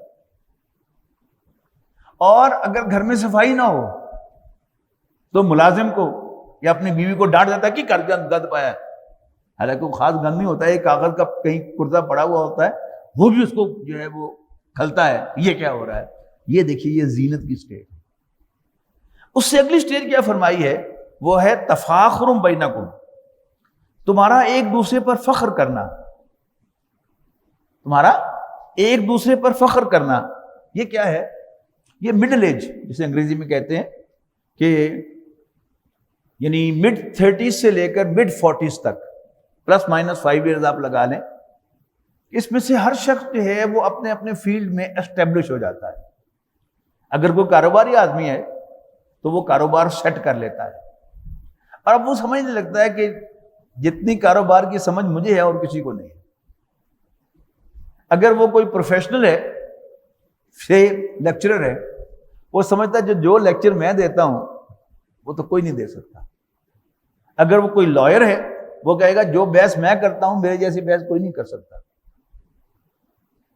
کوئی بھی شخص ہے, یہاں تک کہ وہ شخص کے جس کو دنیا میں کسی نے ریکگنائز نہ کیا ہو, وہ بھی دل ہی دل میں سوچتا ہے کہ بندہ تو میں بڑا کمدہ سا, اور لوگوں نے سیرت کی قدر نہیں کی. یہ تفاخر کی سٹیج ہے. اب یہی شخص جب اب 50s میں داخل ہوگا, اب اس کو محسوس ہوگا کہ پہلے میں 17 گھنٹے بغیر چائے کا گھونٹ پیے کام کر سکتا تھا, اور اب 2-4 گھنٹے کام کرنے کے بعد مجھے کافی کا کپ پینے کی ضرورت پیش ہوتی ہے. یہ کیا ہے, ڈکلائن شروع ہو گیا. پہلے وہ اپنے تذکرے کرتا تھا, اب وہ اپنے بچوں کے اور پھر اپنے پوتوں اور نواسوں کے تذکرے کرتا ہے کہ جی میرا فلانا بیٹا, ایک بیٹا میرا ڈاکٹر بن گیا, ایک انجینئر بن گیا, ایک فوجی آفیسر ہو گیا, ایک CSP کر گیا. اب بچوں کے تذکرے, اور پھر اپنے پوتوں اور نواسوں کے تذکرے کرتا ہے. یہ کیا ہے, وَتَكَاثُرٌ فِي الْأَمْوَالِ وَالْأَوْلَادِ. اس پر جو مثال دی ہے وہ اس سے زیادہ زبردست. کَمَثَلِ غَيْثٍ, جیسے بارش کہ جب وہ برس جاتی ہے آجب الکفار نباتو، کہ کسانوں کو ان کی کھیتی بھری لگتی ہے، ثم یہیج، اور پھر وہ پک جاتی ہے، فتراہ مصفرا، اور پھر تم اسے دیکھتے ہو کہ زرد پڑ گئی، ثم یکون حطاما، اور پھر وہ چورا ہو گئی، ہوا میں اڑنے لگی۔ یہ کیا ہے؟ یہ دنیا کی تصویر ہے۔ جیسے ایک بچہ لڑکپن، جوانی، پھر اس کے بعد پھر مڈل ایج، پھر تفاخر کے بعد تکاثر، ڈکلائن، اور پھر مٹی میں مل کے مٹی۔ جیسے ایک پودا ایک چھوٹی سی کومپل سے نکلتا ہے، بڑا ہوتا ہے، پھل لاتا ہے، پھر زرد پڑ جاتا ہے، اور پھر ہوا میں اس کا چورا جو ہے وہ اڑتا رہتا ہے۔ بالکل ایک جیسے ہیں دونوں لائف سائیکلز، پودے کا لائف سائیکل بھی، انسان کا لائف سائیکل بھی۔ وَفِي الْآخِرَةِ عَذَابٌ شَدِيدٌ، یعنی دنیا میں سے تو تمام انسان پودوں کی طرح ان سٹیجز میں سے گزریں گے، ایمان والے بھی ان سٹیجز میں سے گزریں گے، اور کافر بھی ان سٹیجز میں سے گزریں گے، نیک بھی ان سٹیجز میں سے گزریں گے، برے بھی ان سٹیجز میں سے گزریں گے۔ لیکن آخرت میں دو مختلف تصویریں سامنے آئیں گی، وَفِي الْآخِرَةِ عَذَابٌ شَدِيدٌ وَمَغْفِرَةٌ مِّنَ اللَّهِ وَرِضْوَانٌ، اور آخرت میں یا شدید عذاب سے پالا پڑے گا، یا اللہ تعالیٰ اور اس کی خوشنودی نصیب ہوگی۔ وَمَا الْحَيَاةُ الدُّنْيَا إِلَّا مَتَاعُ الْغُرُورِ، اور دنیاوی زندگی تو صرف دھوکے کا ایک سامان ہے۔ اللہ تعالیٰ نے انسان میں کمپٹیشن تو خود رکھا ہے، یہ انسان کی فطرت کا حصہ ہے، تو compete with each other, sub compete تو تم نے کرنا ہے۔ کس کے لیے کمپیٹ کرو؟ سابقوا الی مغفرۃ من ربکم وجنۃ عرضھا کعرض السماء والارض، بس دوڑ لگاؤ، لپکو، دوڑو اپنے رب کی بخشش اور ایک ایسی جنت کے حصول کے لیے جس کی وسعت آسمان و زمین کی وسعت کے برابر ہے۔ اعدت للذین آمنوا باللہ ورسلہ، وہ تیار کی گئی ہے ان لوگوں کے لیے جو اللہ اور اس کے رسولوں پر ایمان لاتے ہیں۔ ذالک فضل اللہ یؤتیہ من یشاء، یہ اللہ کی مہربانی، اس کا فضل، اس کی عنایت ہے۔ یؤتیہ من یشاء، اللہ تعالیٰ جس پر چاہتا ہے اپنا فضل فرماتا ہے۔ واللہ ذو الفضل العظیم، اور اللہ تعالیٰ بڑے فضل والا ہے، اللہ تعالیٰ ہمیں ان میں شامل فرمائے۔ ما اصاب من مصیبت، اب یہ ڈسکرپشن مکمل ہوئی، اب اس دنیا کی حقیقت پر ایک اور اینگل سے روشنی ڈالی جا رہی ہے کہ اس دنیا میں جو کچھ ہو رہا ہے یہ دکھتا کچھ ہے کچھ۔ جیسے ہم نے کل پڑھا سورہ فتح کے اندر، پرسوں پڑھا کہ اللہ تعالیٰ نے نبی اکرم صلی اللہ علیہ وسلم کی حیات طیبہ میں آپ کو مدینے سے نکالا اور اللہ تعالیٰ مکے کے سرحد پر لے گیا، اور وہاں سے اپیرنٹلی ناکام واپس لے آیا، اپیرنٹلی، لیکن اس کو کیا کہا کہ یہ فتح مبین ہے۔ اس دنیا میں جتنے بھی واقعات پیش آتے ہیں، ہم سورہ کہف میں پڑھ کے آئے ہیں حضرت موسیٰ اور خضر کا واقعہ، کہ جو بظاہر برے واقعات تھے وہ کیا تھے؟ بینیفیشل تھے،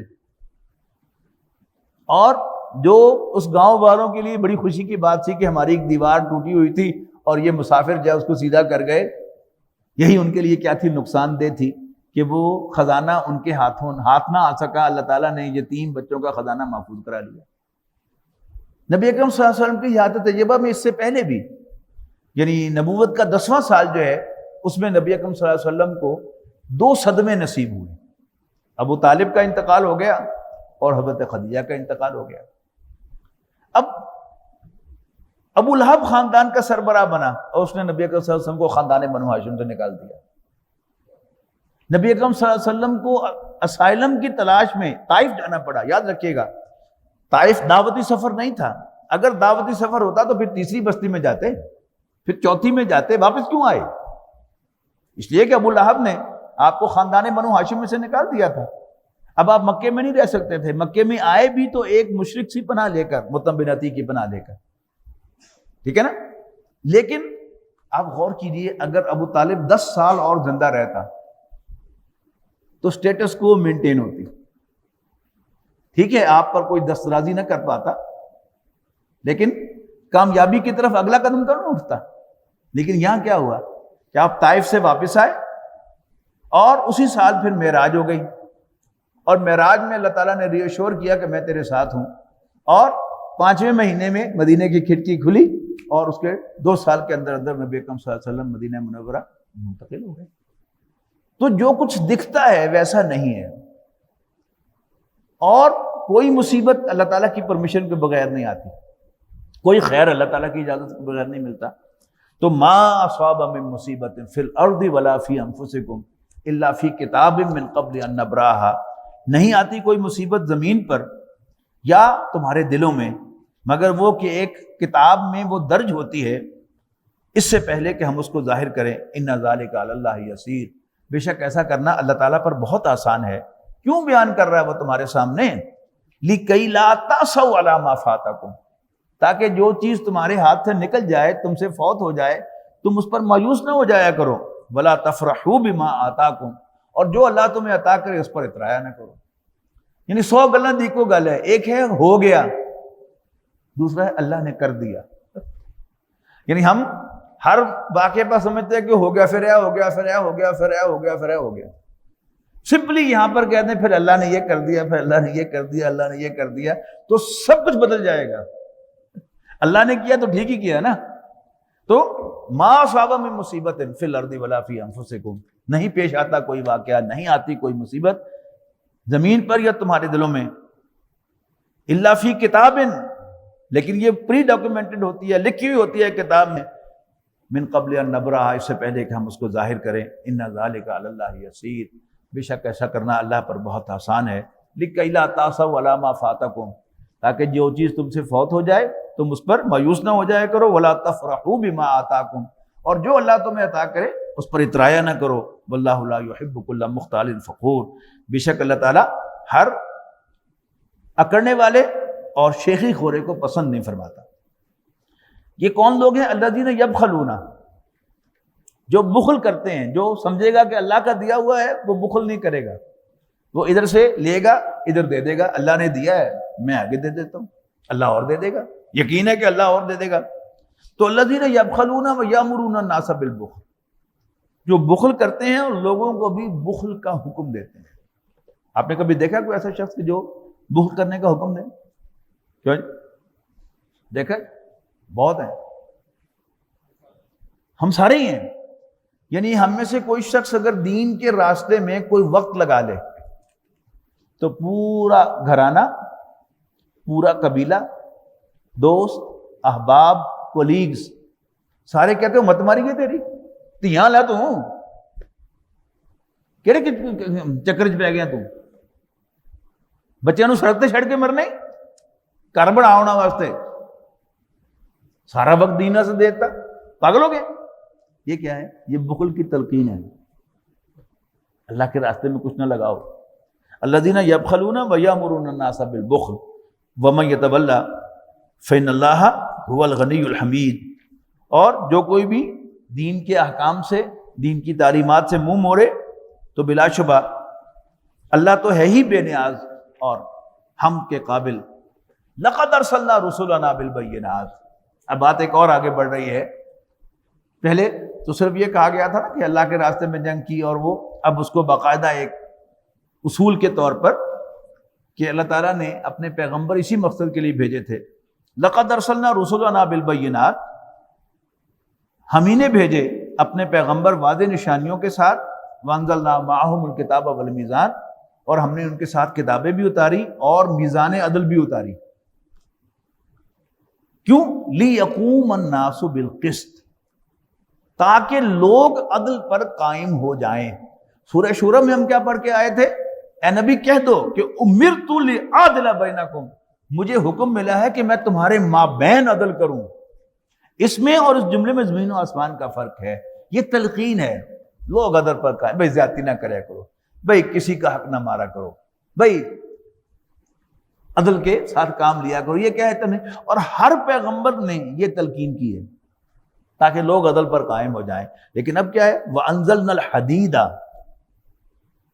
اور ہم نے اس کے لیے لوہا بھی اتار دیا ہے، فِيهِ بَأْسٌ شَدِيدٌ، جس میں لڑنے کی بڑی طاقت ہے، وَمَنَافِعُ لِلنَّاسِ، اور لوگوں کے لیے اور فائدے بھی ہیں۔ اللہ تعالیٰ کے دین کے غلبے کے لیے جد و جہد ہے، اس کا تعلق شریعت کے ساتھ ہے۔ حضرت نوح، حضرت ہود، حضرت صالح، حضرت لوط، حضرت شعیب، ان کے ہاں ہمیں قتال کا کوئی ذکر بھی نہیں ملتا، لیکن یہ کام کہ ہر نبی جو ہے وہ ایمان کی دعوت دے رہا ہے، نیک اعمال کی دعوت دے رہا ہے، تو یہ کہہ رہا ہے نا کسی پر کوئی زیادتی نہ کرو، عدل کے ساتھ لوگوں کے ساتھ معاملہ کرو، لیکن لاتوں کے بھوت باتوں سے تو نہیں مانتے، لہذا کسی نبی کو اپنے دنیاوی مشن میں کامیابی نہیں ہوئی۔ حضرت موسیٰ علیہ السلام کو ان کی 2 بعثتیں ہیں، ایک فرعون کی طرف، فرعون اور آل فرعون کی طرف۔ اس بعثت کا مقصد کیا تھا؟ ارسل معنا بنی اسرائیل، بنی اسرائیل کو ہمارے ساتھ بھیج دو آزاد کر کے۔ فرعون نے وہ بھی نہیں مانی۔ پھر اللہ تعالیٰ نے معجزانہ طور پر بنی اسرائیل کو آزادی دلائی، حضرت موسیٰ علیہ السلام نے عصا مارا سمندر میں، سمندر پھٹ گیا، بنی اسرائیل نکل گئے، آل فرعون غرق ہو گئے۔ اس کے بعد اب حضرت موسیٰ علیہ السلام کی جو دوسری بعثت تھی، یہ 2 بعثتیں جو میں کہہ رہا ہوں، نبی اکرم صلی اللہ علیہ وسلم کی بھی 2 بعثتیں ہیں۔ آپ کی پہلی بعثت امیین کے لیے ہے، عربی بولنے والے اہل عرب کے لیے ہے، وہ امیین ہیں، انہی میں سے نبی اکرم صلی اللہ علیہ وسلم تھے۔ یہاں پر ان پر اللہ کے دین کا غلبہ نبی اکرم صلی اللہ علیہ وسلم کی ذاتی ذمہ داری تھی، اور آخرین دوسرے، جس میں میں اور آپ سب شامل ہیں، یہ دوسرے ہیں، ان پر اللہ کے دین کو پہنچانا، اللہ کے دین کے غلبے کی ذمہ داری یہ صحابہ کرام، تابعین، تبع تابعین اور پھر باقی مسلمانوں کی تھی۔ حضرت موسیٰ علیہ السلام کی جو دوسری بعثت ہے بنی اسرائیل کی طرف، اب وہ سامنے آ گئی فور فرنٹ پر۔ اللہ تعالیٰ نے دوبارہ کوہ طور پر بلایا اور حضرت موسیٰ علیہ السلام کو تورات عطا فرمائی۔ تورات کیا تھی؟ شریعت، قانون۔ اور اب حکم ہوا کہ اس قانون کو، اس شریعت کو امپلیمنٹ کرنے کے لیے، نافذ کرنے کے لیے اپنا ہوم لینڈ فتح کرو۔ ان کا ہوم لینڈ کون سا تھا؟ فلسطین۔ لیکن پھر کیا ہو گیا؟ پھر ایک لیپس ہو گیا کہ قوم نے لڑنے سے انکار کر دیا، لہذا حضرت موسیٰ علیہ السلام بھی اپنی اس ذمہ داری کو جو اللہ تعالیٰ نے ان پر لگائی تھی، اپنے ساتھیوں کے ساتھ نہ دینے کی وجہ سے پوری نہیں کر سکے۔ حضرت موسیٰ علیہ السلام نے تو پھر اللہ تعالیٰ سے دعا کر دی کہ فَفْرُقْ بَيْنَنَا وَبَيْنَ الْقَوْمِ الْفَاسِقِينَ، ہم دونوں بھائیوں اور اس فاسق قوم کے درمیان جدائی ڈال دے۔ تو ان دونوں کا وہیں پر صحرا میں انتقال ہو گیا۔ اس کے بعد ان کے خلیفہ یوشع ابن نون کی قیادت میں پھر قوم نے دوبارہ جنگ کی ہے، شہر کو فتح کیا ہے، اور پھر وہاں پر ایک اسلامی ریاست قائم کر کے شریعت موسوی کو وہاں نافذ کیا ہے۔ اب نبی اکرم صلی اللہ علیہ وسلم ایک دوسری شریعت لے کے آئے ہیں۔ اب نبی اکرم صلی اللہ علیہ وسلم اور آپ کے ساتھیوں سے بھی یہی تقاضا ہے۔ حضرت موسیٰ علیہ السلام بھی کوئی کم نہیں تھے، اللہ کے بہت جلیل القدر پیغمبر تھے، لیکن وہ اللہ کے دین کو قائم نہ کر سکے۔ کیوں؟ کہ ساتھیوں نے ساتھ نہیں دیا۔ نبی اکرم صلی اللہ علیہ وسلم بھی اللہ کے جلیل القدر پیغمبر ہے۔ فرق کیا ہے کہ نبی اکرم صلی اللہ علیہ وسلم کو اللہ تعالیٰ نے جان نثار ساتھی عطا کیے کہ جنہوں نے نبی اکرم صلی اللہ علیہ وسلم کے چشم و ابرو کے اشارے پر اپنی جانیں قربان کر دی، اللہ کا دین غالب ہو گیا۔ یہاں فرق دیکھیے کہ لِيَقُومَ النَّاسُ بِالْقِسْطِ، تاکہ لوگ عدل پر قائم ہو جائیں، یہ سارے پیغمبروں کا تذکرہ ہے۔ اور ساتھ ہی بتا دیا گیا ہے کہ وَأَنزَلْنَا الْحَدِيدَ، اور اب ہم نے لوہا بھی اتار دیا ہے، فِيهِ بَأْسٌ شَدِيدٌ، اس میں جنگ کی بڑی طاقت ہے۔ وَلِيَعْلَمَ اللَّهُ مَن يَنصُرُهُ وَرُسُلَهُ بِالْغَيْبِ، اور اس لیے کہ اللہ تعالیٰ جان لے کہ کون ہیں وہ لوگ جو اللہ کی اور اس کے رسولوں کی بن دیکھے مدد کرتے ہیں۔ ہم میں سے کسی نے اللہ تعالیٰ کو دیکھا؟ ہرگز نہیں۔ لیکن صحابہ کرام نے اپنی جانیں قربان کی اس اللہ کے لیے، جنت کا یقین رکھتے ہوئے۔ دیکھی تو نہیں سی جنت؟ آپ کوئی سودا کرتے ہیں تو پہلے سودا دیکھتے ہیں جا کے، پھر آپ بیانہ پکڑاتے ہیں، لیکن صحابہ نے تو بیانہ ہی نہیں پکڑایا، سب کچھ قربان کر دیا، صرف نبی اکرم صلی اللہ علیہ وسلم پر ایمان رکھتے ہوئے کہ اللہ کے پیغمبر کہہ رہے ہیں کہ تمہیں جنت ملے گی تو ملے گی۔ تو غیب میں رہتے ہوئے بن دیکھے جن لوگوں نے جانیں قربان کی، تاکہ اللہ تعالیٰ جانے کون ہیں وہ لوگ جو قربان کرتے ہیں بن دیکھے، غیب میں رہتے ہوئے۔ ان اللہ قوی عزیز، بے شک اللہ تعالیٰ طاقت والا اور بالا دست ہے۔ وَلَقَدْ أَرْسَلْنَا نُوحًا وَإِبْرَاهِيمَ، اور ہم نے بھیجا نوح اور ابراہیم کو، وَجَعَلْنَا فِي ذُرِّيَّتِهِمَا النُّبُوَّةَ وَالْكِتَابَ، اور ہم نے ان کی اولاد میں نبوت بھی رکھی اور کتابیں بھی رکھی۔ حضرت نوح علیہ السلام تو آدم ثانی ہے، ساری اس کے بعد جو نسل ہے انہی کی اولاد ہے، نوع انسانی۔ اور حضرت ابراہیم علیہ السلام کی خاص بات یہ ہے کہ حضرت ابراہیم علیہ السلام کے بعد نبوت ان کے خاندان سے باہر نہیں گئی، تو بالکل ٹھیک ہو گیا کہ وجعلنا فی ذریتہم النبوۃ والکتاب، ہم نے ان دونوں کی اولاد میں نبوت بھی رکھی اور کتاب بھی، فمنہم مہتد، بس ان میں ہدایت یافتہ بھی ہیں، وکثیر منہم فاسقون، اور ان کی اکثریت فاسق ہے، نافرمان ہے۔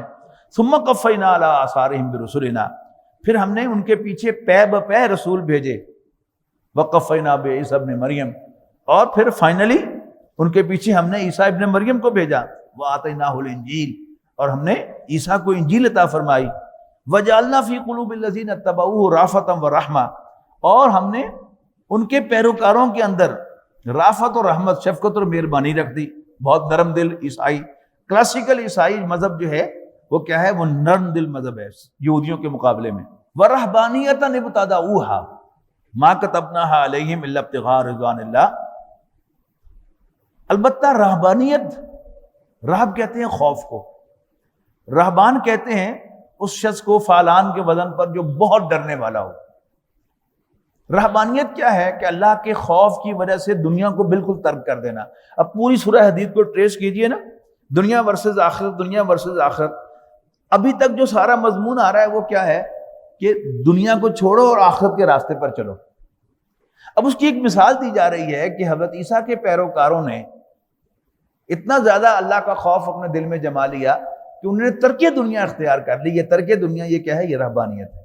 وَرَهْبَانِيَّةً ابْتَدَعُوهَا، اور رہبانیت جس کی انہوں نے خود ابتدا کی، مَا كَتَبْنَاهَا عَلَيْهِمْ إِلَّا ابْتِغَاءَ رِضْوَانِ اللَّهِ، جبکہ ہم نے ان پر صرف اللہ کو راضی کرنے کا فرض کیا تھا، لازم کی تھی۔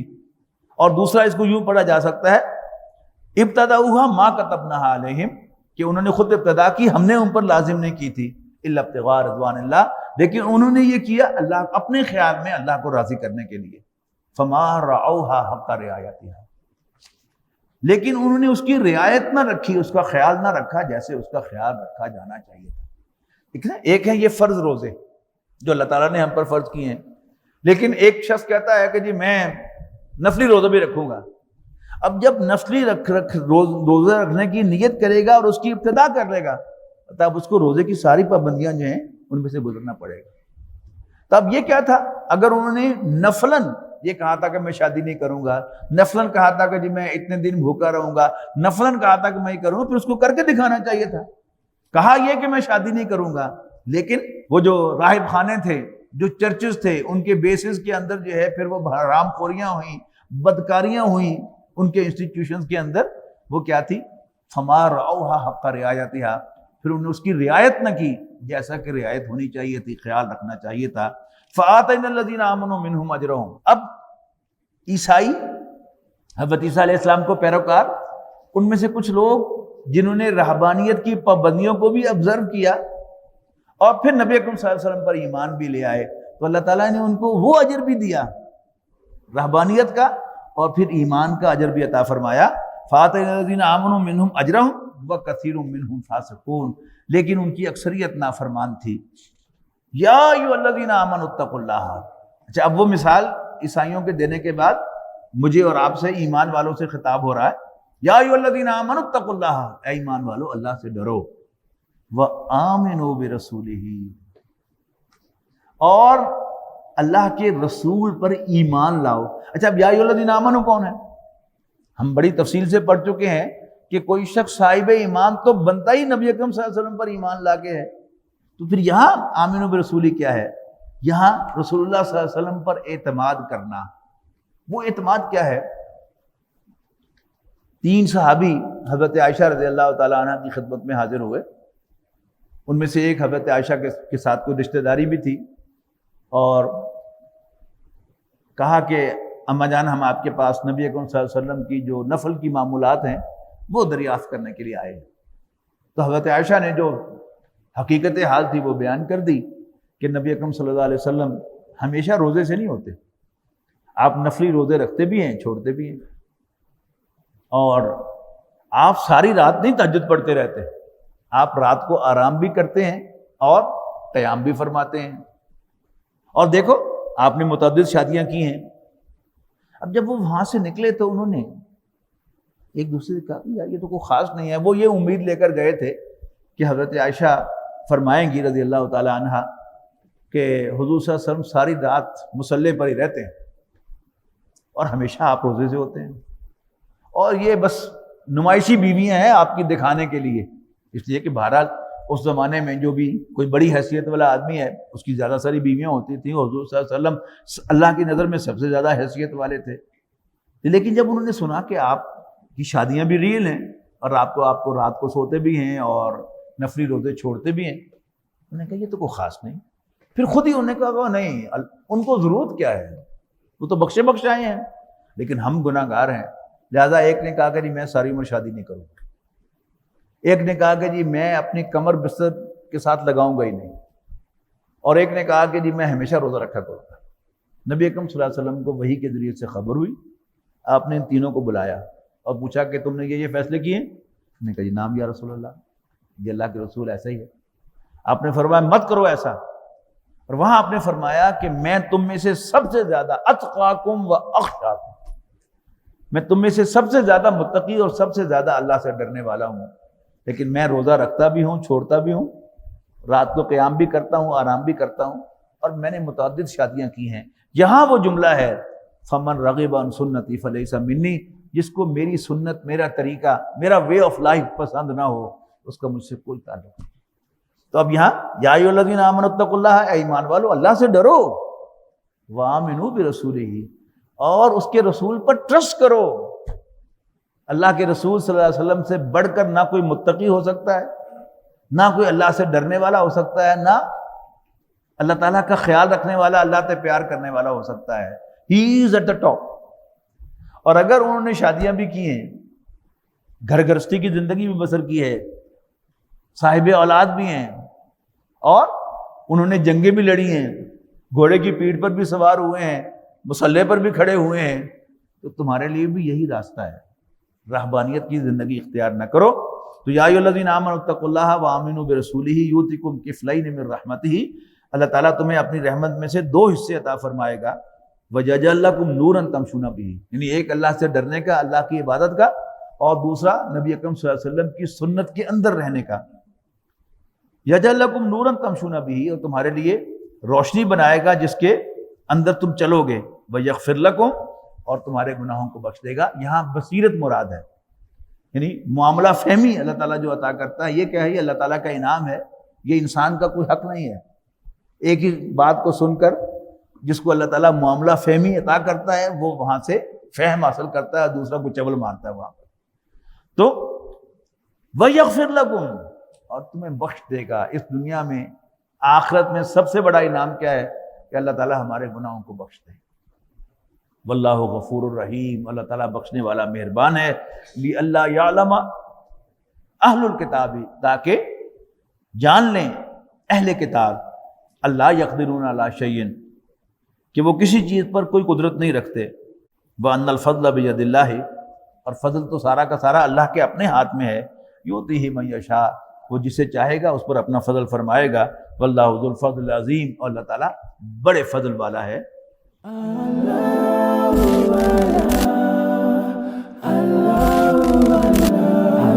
Allah